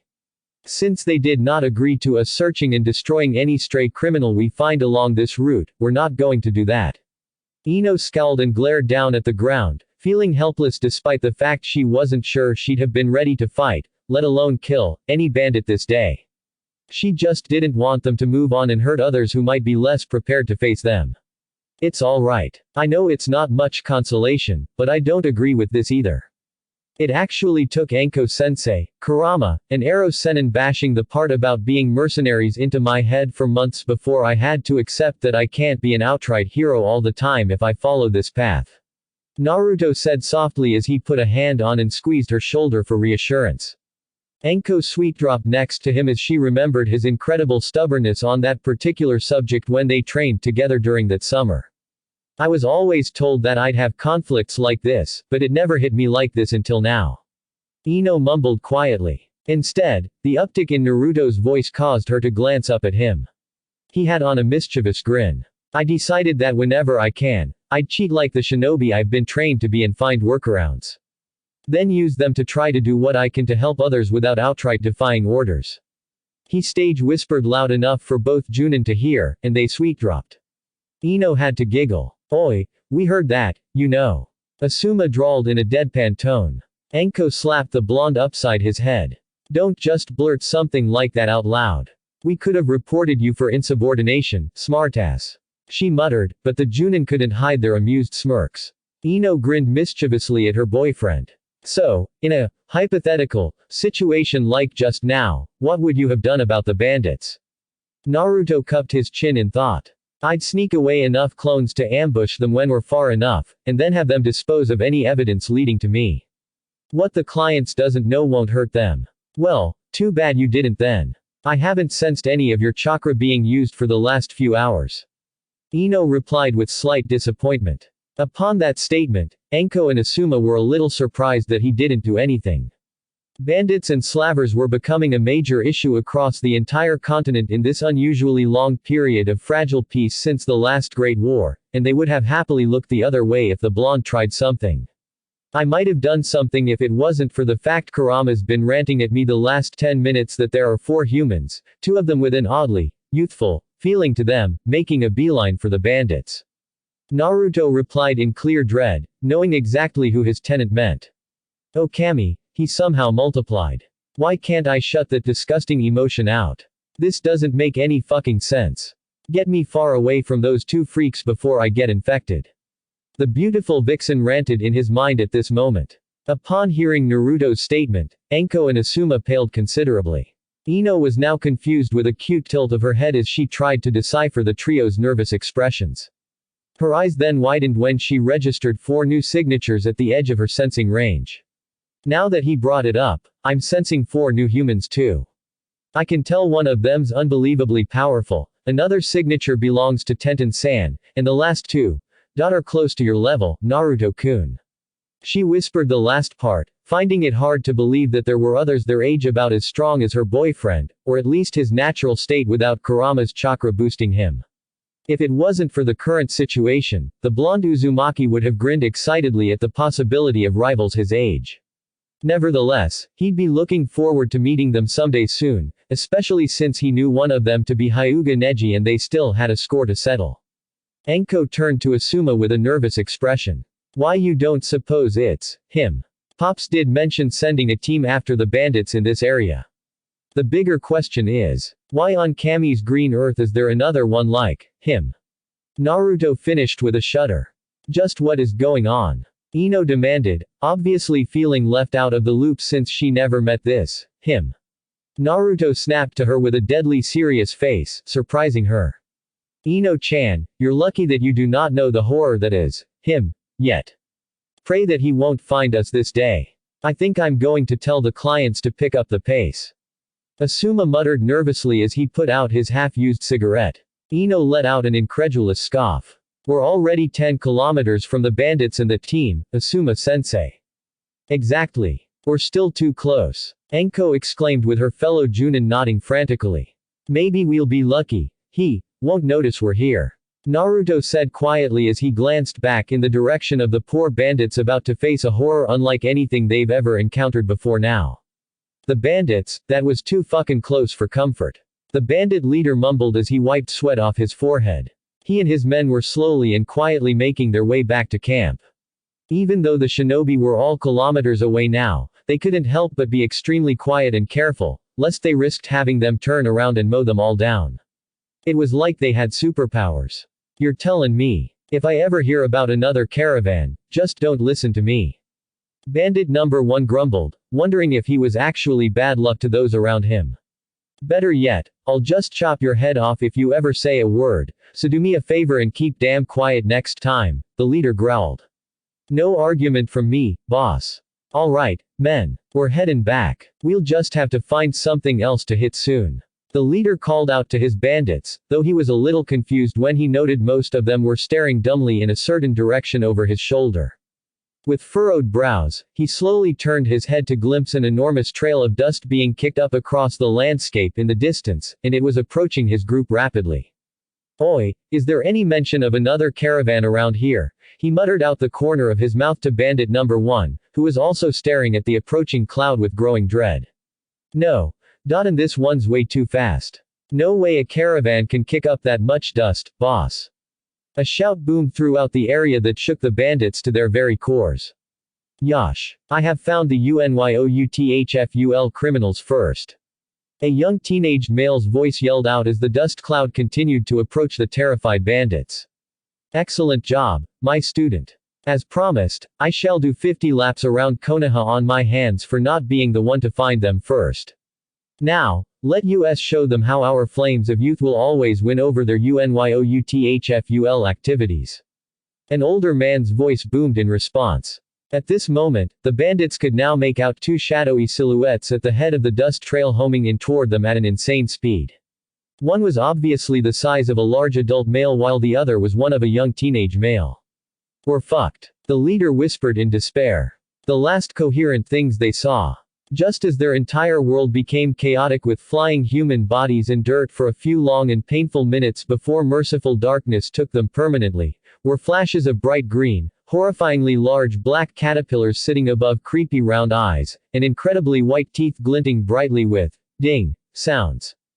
2 hours later at the destination, the last leg of the escort mission ended an hour earlier than the Konohagakure shinobi expected. That was mostly because their clients got nervous about disturbing noises coming up from behind, despite Asuma's and Enko's unconvincing assurances that they were fine. Instead, they hustled as quickly as they could. Even when they managed to escape the echoing shouts of youth, the caravan still kept up their increased speed all the way to their destination.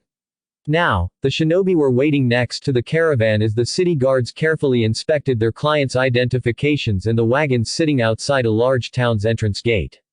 They could have already left and be on their way back to Kanahagakure by now, but since the clients promised them they weren't helping transport anything illegal, they charged extra for that. They had to wait on the city guards' report to ensure they weren't cheated out of extra mission pay. That was too close for comfort. Naruto let out a relieved sigh as he leaned next to Ino against a decorative brick wall lining the main path into the town. Shikamaru and Choji were resting in the shade of a nearby tree, one cloud watching and the other eating leisurely out of his bag of chips. Enko and Asuma were by the gate speaking quietly to the city guard's shift captain in order to gather any news and intelligence about the goings-on in the area for possible future missions. Ino smirked amusedly as she tilted her head cutely at her fellow blonde. "Is this Maida guy really that bad?" she quizzed, having gotten the details on Team Guy over the last couple hours. Naruto grimaced and made a wishy-washy gesture with his left hand. "He's a nice guy, just a bit too intense. Anyone who's met him generally try to keep their interactions to a minimum to avoid being brainwashed." Brainwashed? Really? Not that he was doing it on purpose, though. It's just the way he is. I spent 3 months with him a few years ago, and I still catch myself almost spouting youthful things even now. Ino giggled. "You have to admit that's a funny thought. You won't find it so funny if I decide to sport a bowl-cut haircut, grow my eyebrows as large as caterpillars, and wear a bright green full-body spandex jumpsuit with orange leg warmers one day." Ano's mind grinded to a halt at the thought of her boyfriend with these horrid fashion faux pas. The image she conjured up in her mind was even worse than his old orange outfit. "No!" she suddenly shrieked out loud, making everyone around them jump a little. As she blushed under annoyed glares from the other squad members and the city guards, Naruto was laughing quietly, making her huff at him in irritation. "No worries about that. If I ever give in to the brainwashing, Kurama promised she'd do the world a favor and erase my existence," he said jokingly. Ino sweet-dropped, then formed a saucy smirk. "Please don't let her do that. Whether if it's green spandex, your old orange outfit, or this," she purred the last word almost seductively as she moved close to him and brought her hands up to gently rub her fingers over Naruto's impressive abs through the fabric of his skin-tight dark blue and crimson jacket, making him blush. Her eyes turning half-lidded at what she was feeling under her fingers with a growing blush standing out starkly on her pale skin, she then slowly moved up to rub his pecs then his collarbones, making him stammer at the unbridled delight in her beautiful blue eyes. "What's hidden underneath is what matters," she finished with a slow and sensual lick of her slightly plump lips, wetting them and making them glisten in the sunlight. That was one of the hottest things he'd seen her do in recent memory. Why you mean my personality? Alright, he tried to say calmly, only to fail miserably as he slowly pressed his back up against the wall with his girlfriend still closing the distance between them. Despite him having dated Hinata and Ino for many months, they hadn't moved past kissing, some light groping, and harmless flirting, so this was still a relatively new thing for him to deal with, and Ino was rarely this direct in public. The beautiful blonde grinned wider as if she was seeing a prey she was about to eat.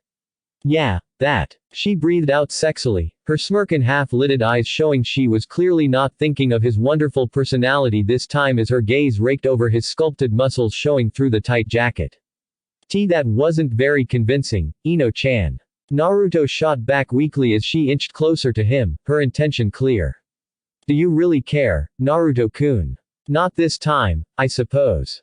He finally caught up with the situation and smirked as he reached his right hand around onto the small of her back to guide her in, making her shiver in excitement. She slid her hands that were still on his collarbones up under his white fur collar to clasp together behind his neck, and rose on tiptoes to slowly close the rest of the way to his waiting lips. "Ino-san." A very unwelcome voice interrupted this lovely moment. Naruto swore he heard a distinct snap when Ino flinched at Horiuchi's voice as the annoying apprentice merchant stepped up behind her. She then became still and expressionless with some shadow over her eyes as she limply leaned her forehead against Naruto's chest. The other blonde was quite concerned about her reaction and paid Horiuchi no mind at all even though he ruined the moment between the couple again. "I forgot to mention this on the trip here, but I think you'd be interested to know that I live in this town. How about I give you a tour while your team's waiting, Ino-san? I'll even show you where I live." Horiuchi continued as he apparently hadn't noticed Ino's sudden silence, though he was irritated at how close she still was to that uncouth barbarian. I'm almost embarrassed to say that it's a mansion, but that's what it is. It's such a lovely looking place too. He added almost smugly, thinking casual mentions of his family's riches would get Ino interested finally. Encountering no resistance from either blondes, he continued in a suave voice. In addition, I'd be happy to show you my bedroom. At this point, one Yamanaka Ino had enough of his annoying attempts at wooing her. His blatant proposition was the last straw. Smash. She made her anger very obvious when she removed her right hand from Naruto's neck and plowed a fist into the 2-meter-tall solid brick wall next to him, blasting a decent-sized hole straight through. Meanwhile, her expression was stony and her eyes were still hidden by shadows. The young Jinchuriki would never admit this for as long as he lived, but this terrified him something fierce despite his calm expression as he watched this happen. He just hoped she wasn't going to turn her anger on him after she was done with that idiot. Her reaction finally seemed to have gotten through to the young apprentice as he squeaked loudly in fright and fell on his butt. He began to whimper and looked like he was about to piss his pants as he stared at the hole in the brick wall and his lovely vision of beauty's trembling fist near it, not believing what he was seeing. What are you? He stuttered, his vision of a delicate and demure lady shattering before his very eyes. I am a proud kunoichi of Konohagakure. Ino finally growled fiercely, before she turned her head over her shoulder toward the whimpering man on the ground, finally showing her eyes blazing with anger. That means I didn't train myself into the ground every day just so I'd be a notch in the bedpost for a weak and pathetic man like you, let alone even consider that disgusting notion due to the fact that I'm already deeply in love with the most wonderful man in the world.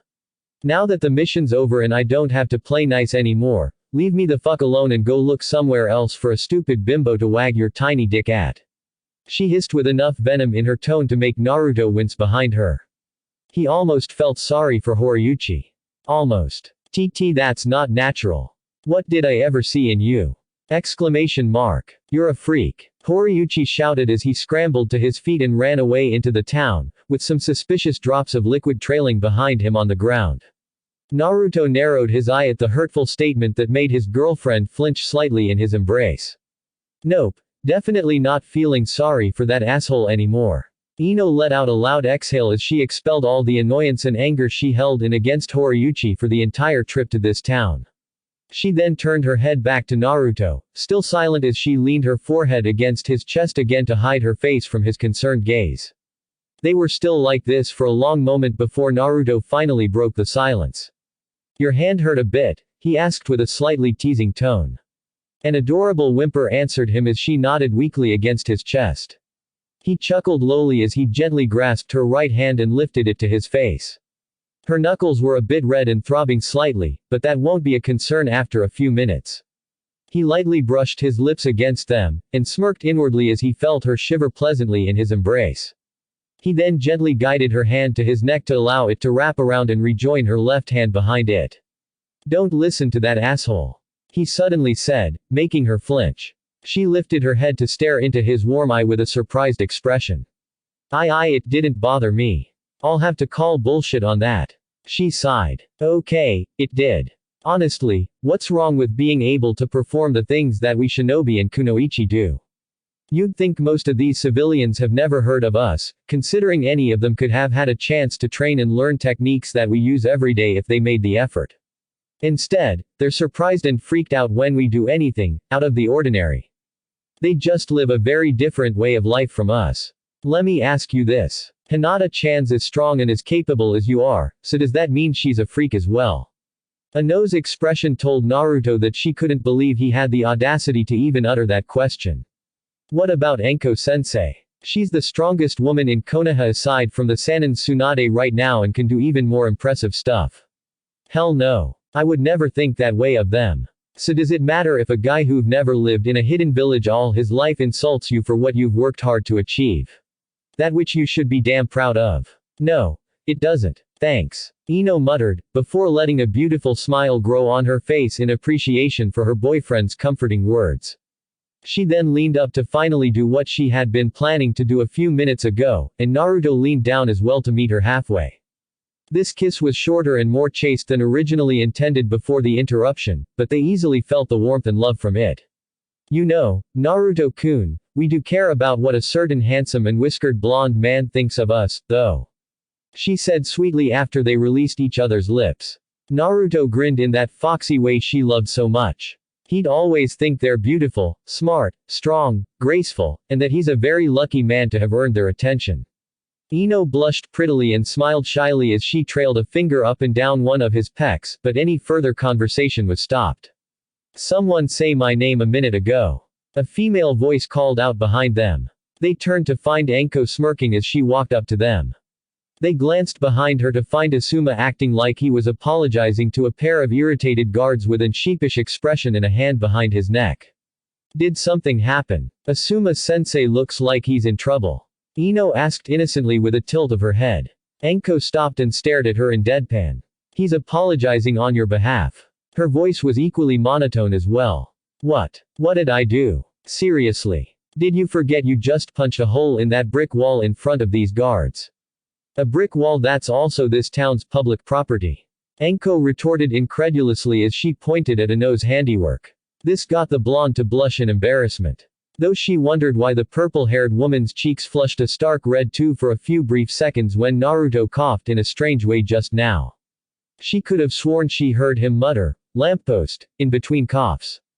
After briefly shooting her smirking student her deadliest glare, Anko cleared her throat. You're lucky I saw that little shit harassing you beforehand. Otherwise, I wouldn't have offered to do the repair and they'd be billing you right now. Just don't let your temper take over next time. She said in a stern voice. Ino ducked her head, chastised, before she straightened up with a determined expression. Anko-sensei, I should be doing the repair. It's my fault after all. Anko waved off Ino's offer. Don't worry, at least this time. This'll be fixed up in a minute if we do it my way. Rookie, get the pieces together. Naruto nodded and hopped over to the other side of the wall to gather the several pieces of bricks off the ground. Meanwhile, Ino stepped up next to Asuma to apologize to the guards herself. Once the pieces were gathered and somewhat inserted back into the wall with visible cracks and some missing small pieces, Anko smirked and made a show of pushing her trench coat's sleeves up her arms like a magician with the two genin watching on behind her. This is a nice little trick for those with strong earth affinity. Watch. She clasped her hands together into a snake seal to mold her chakra, and then pressed her right hand against the wall without announcing any technique, showing this was purely earth chakra manipulation. A second went by before Naruto and Ino saw how the cracks were disappearing and the missing pieces seemed to be filling in quickly. It was only 10 seconds later that the brick wall looked good as new with no sign of any previous damage. That's incredible, Anko-sensei.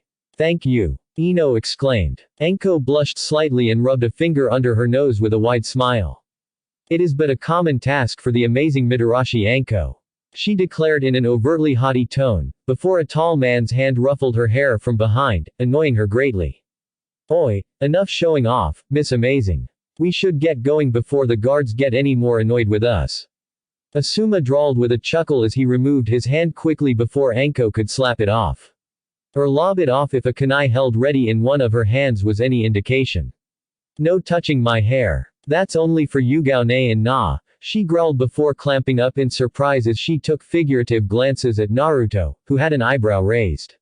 She stammered with red cheeks for a few seconds, before quickly running off after a quietly laughing Asuma to continue threatening him. Wow, if that wasn't such an obvious sign she has some serious hots for you, I don't know what else that was. Ino spoke up in deadpan next to Naruto, who grinned. Could mean anything. Seriously. You're going to ignore that adorable reaction that all but declared that you're one of the two people on this planet allowed to touch her hair like that. You're right, that was pretty cute. Naruto muttered with slightly red cheeks. But I'm still not going to do anything. She has to be the one to bring up the subject. That's only fair, considering I'm already involved with you and Hinata-chan. What right do I have to tell any other woman to happily accept this situation since that's the only way I'd be able to freely love her back? Naruto-kun, we can't help who we fall in love with, and the longer this goes on, the less inclined either of you are going to change the status quo between you two because it's comfortable where you two are right now. We've all known you care a lot for her for a long time, so it wouldn't hurt you to give her a small push at least. I guess you have a point, but I still don't think we've reached the point where I'd have to take this into my own hands. Ino let out a frustrated groan as she watched Shikamaru, Choji, and the two sensei getting everything squared away for departure back to Konohagakure soon. Well, I tried at least. Now, I have one more question before we begin getting ready ourselves. She declared as she fixed Naruto with a piercing glare, making him swallow nervously. I felt a spike of your chakra while you were behind that wall gathering up the pieces, so don't even bother denying this. What is your clone going to do? You know my answer. Naruto-kun. Just because that prick was an annoying asshole, it doesn't mean you get to retaliate anytime against anyone who rubs you the wrong way. Naruto grunted, obviously going to be stubborn about this. He's going to learn that no one hurts my Ino-chan's feelings and gets off easy. She almost wanted to melt at his possessive, my Ino-chan, but managed to retain her stern expression. That doesn't mean you get to hurt him. Naruto's evil grin growing wide across his face made Ino feel a strange mixture of fear and arousal, and she began to feel a small amount of pity for Horiuchi's well-being. Who said anything about hurting him? I only have a few pranks in mind. Scratch that. She now felt 100% sorry for that hapless apprentice merchant's mental health. And why was her boyfriend's evil pranking expression so damn sexy to her? Back in Konohagakure some time later training ground 7 Uzumaki Naruto could be a downright bastard when he wanted to. That was the conclusion the three young genin of Team 7 came to after they spent the last hour trying their damnedest to land a meaningful hit on him. Every time they came close, he usually slipped out of their grasp and retaliated harshly enough to make them regret their mistakes. At this moment, their blonde opponent was alone with Sai as he sliced through several of the pale-skinned man's tiger-like ink summons easily with a saber in his right hand. Sasuke and Sakura were nowhere to be seen, obviously hiding and waiting for an opening to attack. After eliminating the last of the summons, Naruto ignored a flight of hastily summoned ink birds and pushed through to Sai. Upon getting close enough, he reached out and grabbed the surprised ink user's face with his left hand and prepared to smash him into the ground, only to find out it was a decoy when Sai burst into black ink in his grip. The ink then convulsed and quickly reformed into several large snakes that managed to wrap around and bind a surprised Naruto. Just then, hails of shuriken and kunai burst out of the trees surrounding him, and many of them did manage to hit him. A brief feeling of victory for three certain genin was shattered when the Naruto they thought they caught in the trap burst into smoke, leaving the ink snakes to fall to the ground and splash into a harmless black puddle. Some loud curses followed afterward. The real Sai, hiding in a bush near where he thought he caught Naruto, shivered when he felt the hair on the back of his neck standing up. He reacted too late when a sandaled foot burst out of some leaves to his left to connect solidly with the side of his face. He was knocked out of the bush and into the open, now in a daze. A grinning Naruto followed a second later to stand over him. Thanks for finally springing the trap. I know where the other two are now, he said with a victorious smirk. A few seconds later, Sasuke and Sakura burst out of two different parts of the forest surrounding the clearing they were in. The raven-haired Uchiha was going on full attack against a copy of Naruto while the cute Pinkett was careful to defend herself against yet another copy with a pair of kunai in her hands. Frustrated that his team had been easily flushed out of hiding, Sasuke growled and made room in order to blur through hand seals. The copy he was battling against matched his actions quickly. Kaden. Gokaku Great Fireball. After the dual shouts, both combatants breathed out a large fireball each that smashed into each other and created a large explosion followed by a dense dust cloud between the two combatants. Panting lightly, Sasuke peered into the cloud for any sign of his opponent. He was too focused on the one in front of him when he should have been more aware of his surroundings. Don't focus on only one person when fighting multiple opponents. Naruto's voice muttered behind him, making him twirl around instinctively, only to meet with a fist buried deep into his stomach. Choking on spit, he realized he had been unprepared for the original Naruto, who tied up Sai a moment ago, to join in against him.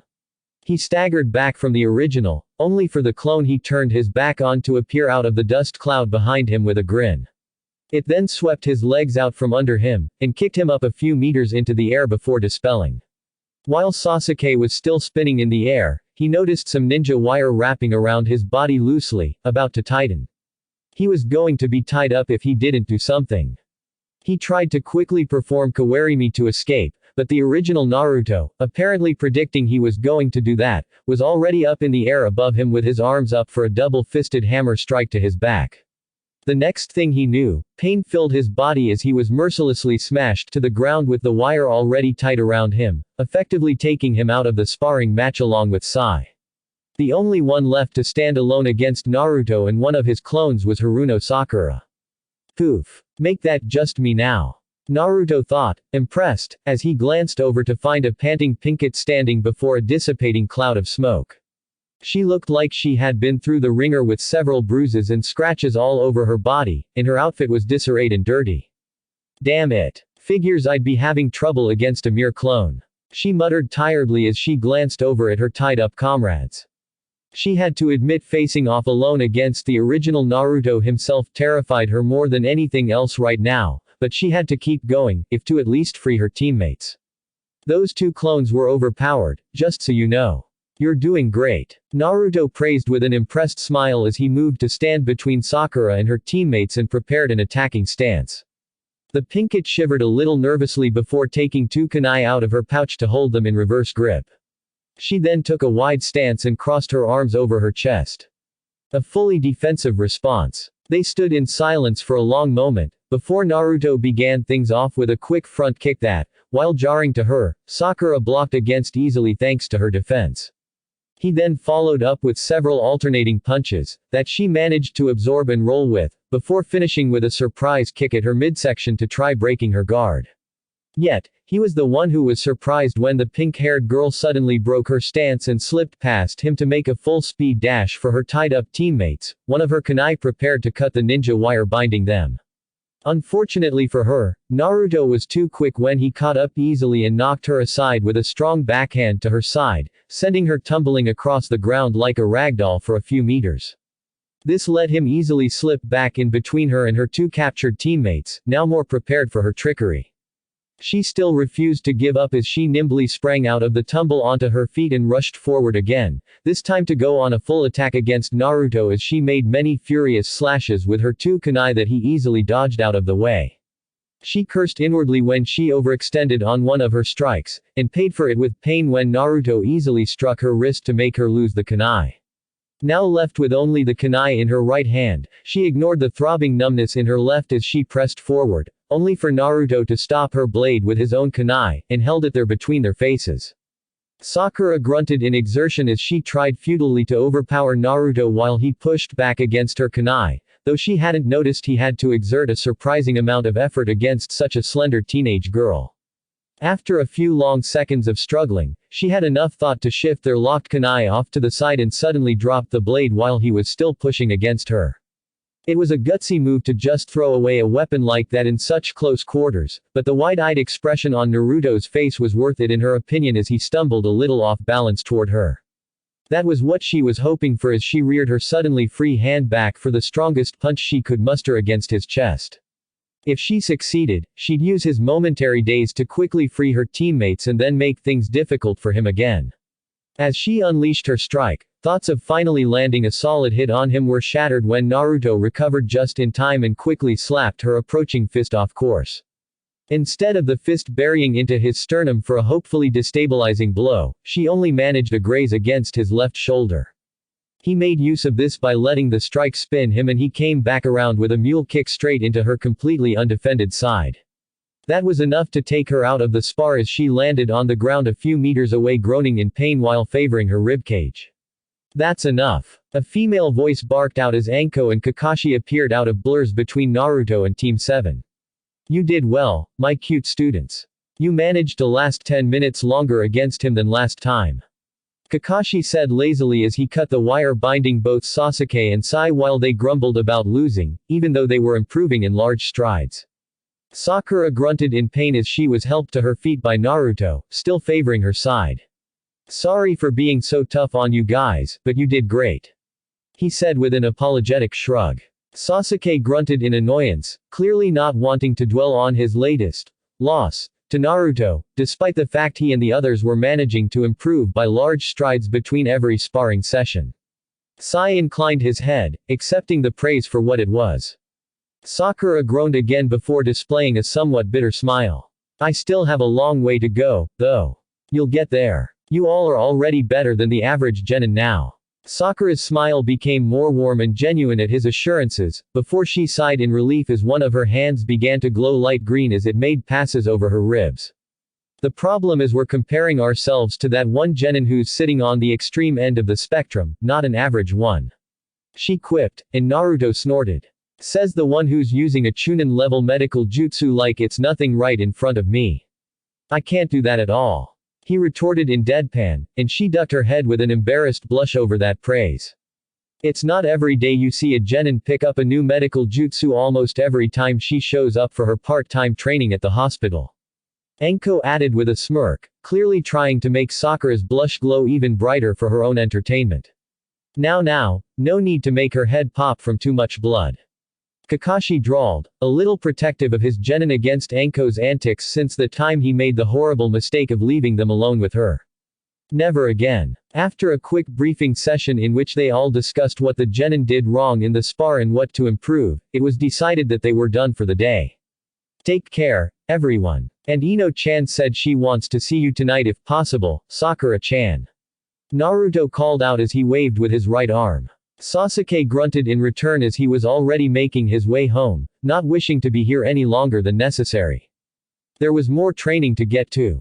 Sai just waved back robotically with an awkward but genuine smile before heading off in a different direction. Sakura smiled brightly and thanked the blonde as she jogged off to home and get cleaned up so she could hang out with her friend this evening. Thanks for coming by as usual. Be sure to take good care of him, Enko-san.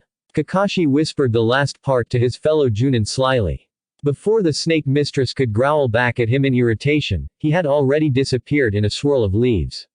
Naruto was confused at this odd exchange, but forgot about it when the remaining duo began making their way back into the village under the darkening evening sky. They walked in silence for a long minute, before her right hand suddenly shot out to grab Naruto's upper left arm in a vice-like grip before he could react, and gave it a hard jerk upward with a loud sickening pop. The Jinchuriki's shrill shriek of agony echoed throughout the entire training grounds area. A moment later, Enko was standing with an unimpressed expression over Naruto's crouched and whimpering form as he cradled his left arm lovingly against his chest, fighting back a tear in his visible eye. That's what you get for avoiding telling anyone you had a dislocated shoulder. Why did you think I stopped the spar? It certainly wasn't for the brats' sakes, and the only reason I didn't call you out in front of them is because we don't need them to get big heads so soon yet for finally injuring the great Uzumaki Naruto. God damn it, Enko-sensei. That fucking hurts. I was going to pop it back in at home. It's better to do it when you're relaxed and not ready for it. Being aware and tense for the pain might have caused more problems in the long run. You know that. Kurama would have made sure my body's still in good working order anyway. It doesn't mean you can just take that for granted. If you can help it in the first place, then don't make her do extra work. Naruto felt some guilt at that statement. He promised to not let himself think of Kurama as a crutch, and yet he found himself almost slipping into that mindset in some cases. Oi, this is a very minor thing. It barely takes more than a conscious thought to fix something like that, so no need to feel bad. I admit I'm taking this for granted too, but the little snake is right that you shouldn't let your body stay damaged longer than necessary anyway. Thanks, Kurama. Still, just knock my ass around if you feel like I'm taking advantage of you, okay? Trust me, I will gladly do that if it ever comes to that. Kurama retorted with a smirk. Still, I'm amazed Pinky managed to dislocate your shoulder with that glancing blow. I think you would have been laid out flat on your back staring up at the sky with the little Spitfire frantically working to heal your shattered ribcage and ruptured organs, if she had connected with your sternium instead. Naruto gave a shiver at that. That would have been a painful experience for him, and it was doubtful that Sakura would have recovered fully from nearly accidentally killing a comrade. She was still working to build up confidence in herself as a kunoichi, even after coming a long way since she began her career. I don't think she's aware she was augmenting some of her strikes with small bursts of chakra lately. My Sharingan's picking up on these occurrences and they seem to be random, though they occur more whenever she was pushing herself. To think she's actually in the beginning stage of developing the technique that made Tsunade-sama famous, though it's by accident and it still needs tons of refinement. I'll have a chat with Kakashi to make sure he knows not to let Pinky accidentally hurt her teammates in spars. Naruto nodded at that as he carefully rotated his left arm around to make sure he got full mobility back. We certainly have come a long way since we started this team assignment, he said out of the blues as they resumed walking back to the village. Enko shrugged lazily. We got stronger. The others got stronger as well. That's common sense when we've been training all this time, but I'm almost disappointed there's been no real surprise for any of us so far. Though, I guess that'll change soon since we're all finally taking more missions out of the village now. You make it sound like something horrible's gonna happen any minute. That's the life of a nin. Shit happens. The last half year looking after you was actually a pleasant paid vacation for me compared to before. Enko retorted with a wave of her hand. Certainly didn't feel that way for me.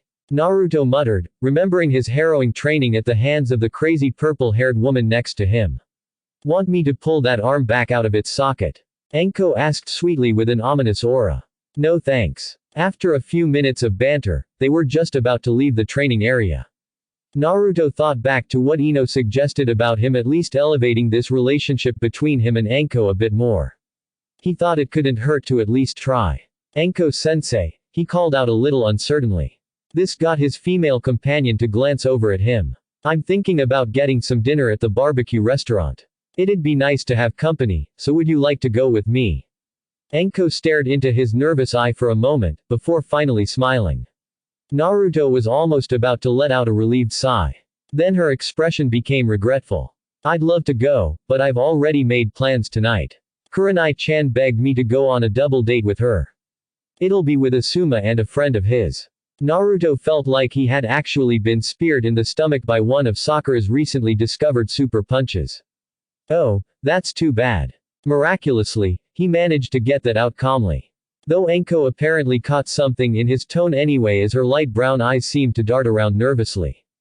It's nothing serious, though.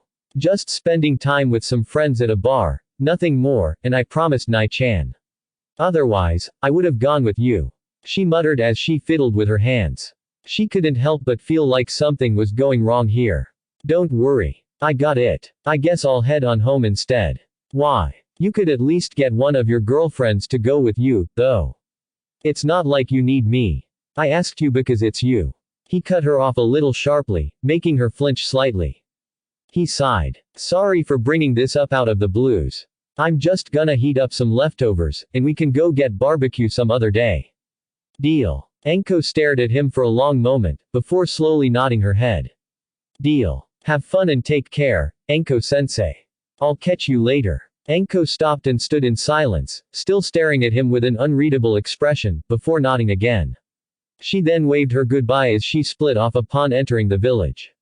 After Naruto was sure he was out of her earshot, he let out a frustrated growl and stopped to press his forehead against a random alley's wall, and began to lazily hammer against it repeatedly with his right hand. Naruto, if it's any consolation, she was absolutely regretful and kicking herself the entire time she had to turn you down. She really was just keeping a promise, and nothing else. Kurama tried to say helpfully, using what she sensed from the purple-haired woman.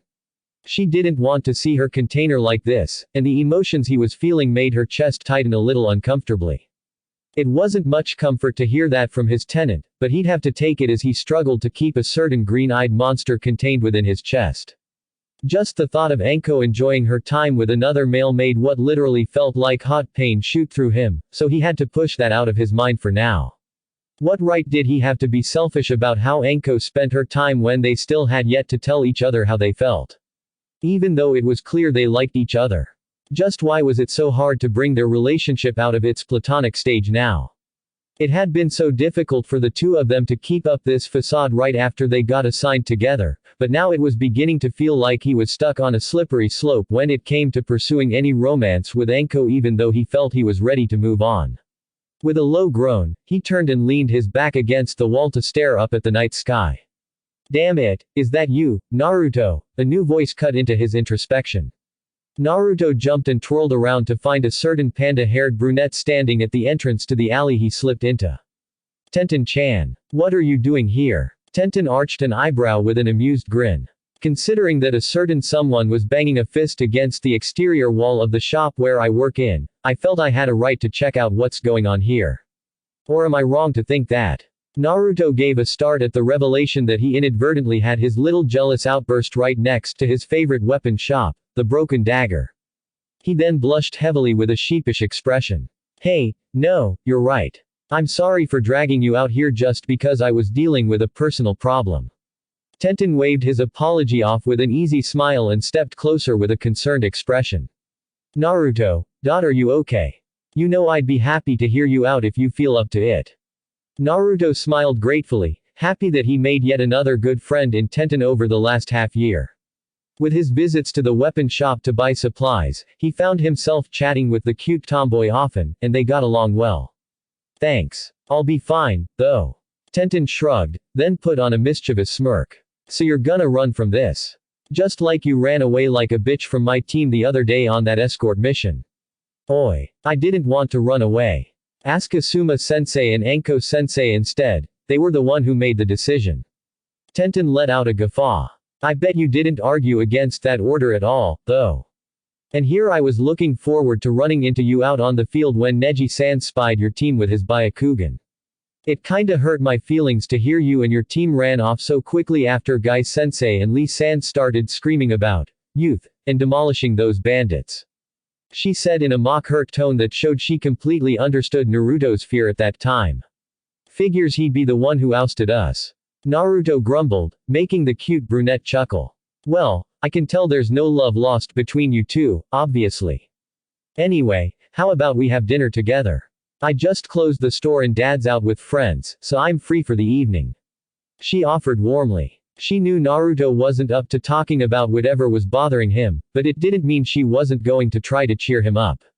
An upset Naruto just felt so wrong, and she knew that much even after speaking to each other for only a short while. Naruto's expression brightening a little showed her it was worth asking him. Thanks, Tenten-chan. I think I'll take you up on that offer. Some time later at a certain bar Anko had to hold in another sigh as she sat next to Kurenai in a booth. Across from them were Sarutobi Asuma and Yamashiro Aoba. Kurenai and Asuma were talking animatedly, apparently lost in their own world, while she and Aoba were making pleasant small talk in the meantime. Apparently this young black-haired man with dark glasses sitting across from her was one of Asuma's Kahai from before he left to be one of the 12 guardians, and she knew he was a nice and good man from the couple hours she spent with him. Any other woman would have found him genuinely attractive in all aspects.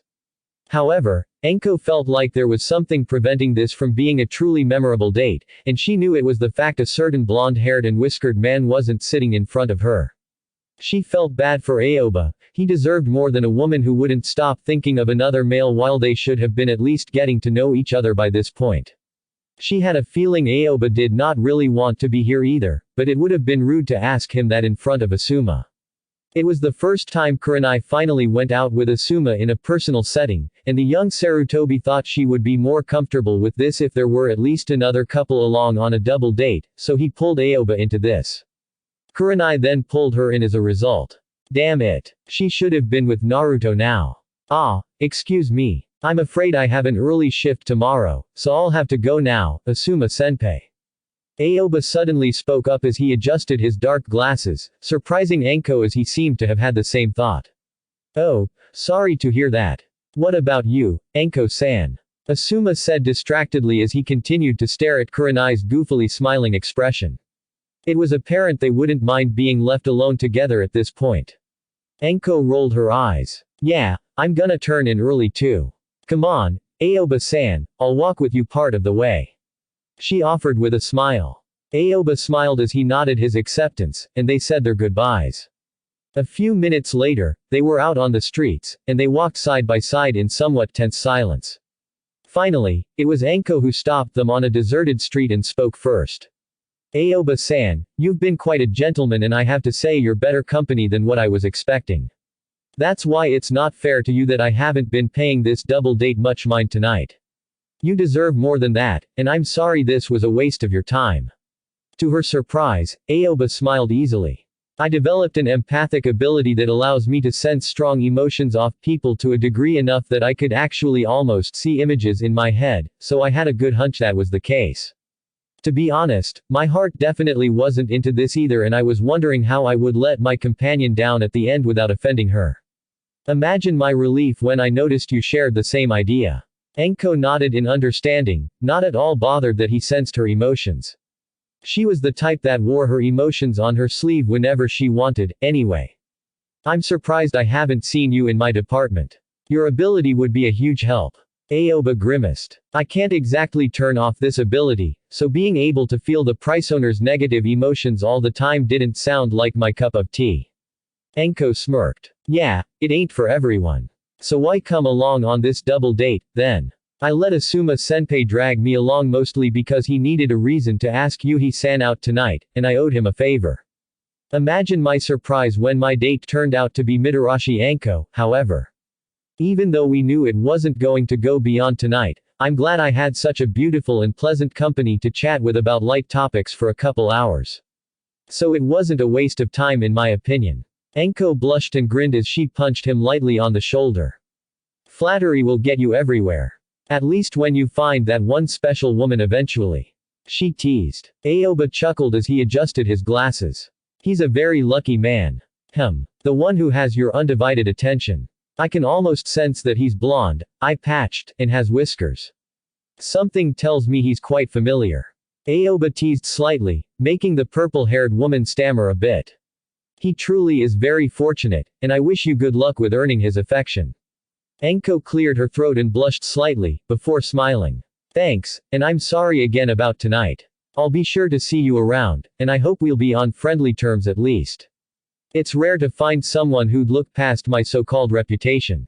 Indeed. Have a good evening, and take care. Aoba replied with a wave, before he split off down another street. Enko let out a sigh and stretched her arms overhead. Maybe Naruto's at home now. I could surprise him. She thought to herself, a little happy at that notion. She hated the way they left things off the last time they saw each other, and wanted to see if she could repair that awkwardness as quickly as possible. As she was walking home and making plans on how to talk this over with a certain blonde, a flash of yellow caught her eyes. She stopped in her track, and glanced over to find Ichiraku Ramen. That wasn't what caught her attention, though. It was who were sitting at the counter alone together at this moment, and her stomach dropped like a ton of bricks. Naruto and a cute brown-haired girl with her hair done up in twin buns like a panda were sitting at the counter, talking and laughing together animatedly as they ate out of their ramen bowls. It felt like Arctic ice was spreading slowly through Enko's chest at the sight. What? Why was he here? Who was that girl? Why were they laughing together like that? Didn't Naruto say he was just going to have leftovers at home? Why was he here with another girl that wasn't Ino, Hinata, or her? Those were the thoughts that raced through Enko's mind as she watched the brunette laugh sweetly and playfully slap Naruto's arm as he was doing his sheepish pose. Apparently he had told her a funny story just now. She seriously wanted to rip that girl's arm off as white-hot fire quickly replaced the ice in her chest. It took all Enko had to take control of her raging emotions, and she finally squashed down the rampart jealousy she was dealing with at the sight of a new girl next to Naruto. Now that she had regained a somewhat level-headed thought process, she realized the brunette was that girl from the weapon shop that she and Naruto frequented. If she remembered correctly, she was part of Team Guy, and her name was Tenten. Enko forced herself to rationalize that this outing was more likely friendly than romantic. She correctly deduced that he probably ran across her, and it somehow led to them going out to dinner for company. There was no reason to worry about any romance developing between the blonde and that brown-haired girl, right? Damn it, unfortunately, the raging green-eyed monster in her chest was doing its best to dispute that thought. It still didn't change the fact that she apparently pushed Naruto right into another girl's arms.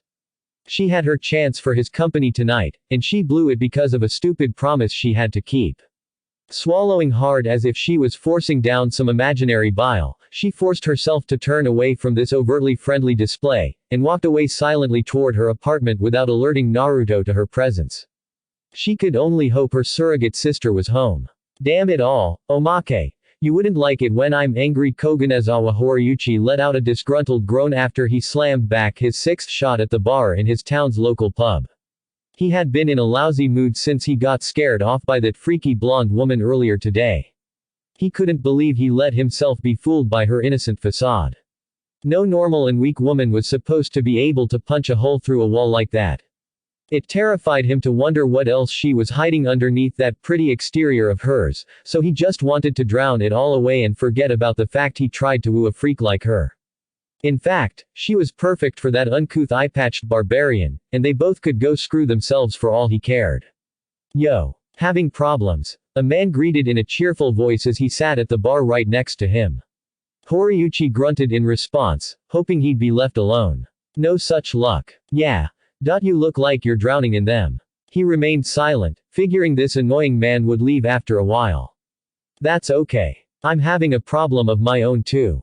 You see, earlier today, a stupid asshole screamed something at a certain someone who's very important to me, and it hurt her feelings. I didn't like that just a small bit, so I've been looking for the prick and biding my time until I could return the favor. Look, I don't see why you're telling me this. I just want to be left alone. Horiyuchi slurred as he took one more shot, and his vision was becoming blurry at this point. Oh, I'm telling you this because you have quite a large part in this story. The apprentice merchant snapped his gaze to the side to find a very familiar eye-patched barbarian smirking at him in a menacing way. Me. You shouldn't be here. Horiyuchi mumbled fearfully as he leaned back from the blonde, his eyes darting around for a way to escape this. To his growing fear, this entire pub had been somehow completely emptied without him noticing. Even the bartender was nowhere to be found. You're right. I'm not actually here. I'm already back in my home village with many witnesses to vouch for my presence there. Right now, I'm just a ghost that you're not going to be able to prove existed beyond this night. That's impossible. A shinobi can easily do the impossible. You can't do anything to me. Don't worry, I'm not going to hurt you. I'll just teach you a lesson in watching what you say. Maybe this'll make you at least a slightly better person in the future. We can only hope so much, though. What? Horiyuchi was about to make an empty threat when he suddenly began to feel sluggish. What? Did you do? Oh, not much. Just a basic reminder to never trust your drink when in a shinobi's presence. I'll tell you this before you go under. I generally make sure I don't let any of my pranks go too far and or get too malicious, but you're one of the few people I'd gladly make an exception for in my self-imposed rules. How lucky of you, or unlucky, I guess. Have a good night's sleep.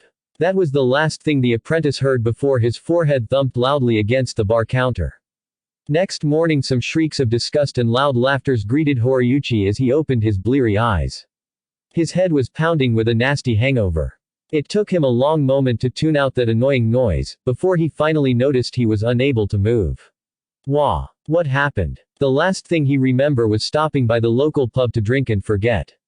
And then, a blonde. Man. Wait. That man did something. He tried to move once more, but found himself completely stuck. He blinked his still blurry eyes rapidly to try to regain focus. The first thing he noticed was that it was morning and he was outside. The second thing after that was that it was chilly as he felt a crisp morning wind cut right through him as if he wasn't wearing anything. Finally, he regained his mental faculties enough to realize he wasn't alone as he stared out over a large crowd gathering in front of him, pointing and laughing at him. That pissed him off. No one laughed at a Koganezawa in this town. Just as he was about to shout threats at the crowd, another cold wind cut through him once again. That wasn't right. He finally glanced down at his own body. And had no qualm about trying to scream in the most girlish way possible. It turned out he had been stripped completely naked and chained spread-eagled to the large wrought iron gate barring entry to his family's large estate. His body had been painted all over with various graffiti and insults, with the most prominent one written on his chest that read, "Magnifying glass required for viewing." With a swoopy arrow at the end that went down his stomach to point at his equipment. It obviously shrank itself in the cold morning air, and he was going to stick with that defense until the day he died. Back to the situation at hand, Horiyuchi was now screaming unintelligibly in rage at what had been done to him that it took him a long while to finally notice that he was actually unable to form words and he sounded somewhat muffled. That was due to a ball gag stuck in his mouth. More unintelligible screaming and the crowd's laughter filled the morning air. Poor Naruto and Anko. Still can't catch a break. Don't worry, their moment will come, and it'll be glorious, at least in my mind. You're lucky you got that ending though. I had originally planned for Anko and Aoba to be a bit drunk when they walked up to her apartment's front door and they bantered back and forth. It was a pleasant mood. So they didn't really think much of what they were doing. Dadan would have leaned in, about to kiss and possibly more. Dadan just end it there on the evilest cliffhanger I've ever thought up of. Then leave you all to despair and agonize for a couple weeks while sending me hate messages for entering Anko from Naruto, feeding my dark side and making me more powerful. Yes. Only to troll you hard at the start of the next chapter when Anko woke up with a hangover and half naked in her bed, without Aoba. Turns out Yugao had opened the door just when their lips were an inch apart and interrupted them. She then sent Aoba home and scolded Anko before putting her to bed. After such a shocking twist, you'll all realize after a couple weeks of agony that absolutely nothing happened. Don't send me even more hate mails for playing with your emotions. Thanks for listening. I hope you guys liked it. Don't forget to subscribe and leave a like for more what ifs and support the author. See you guys in the next video.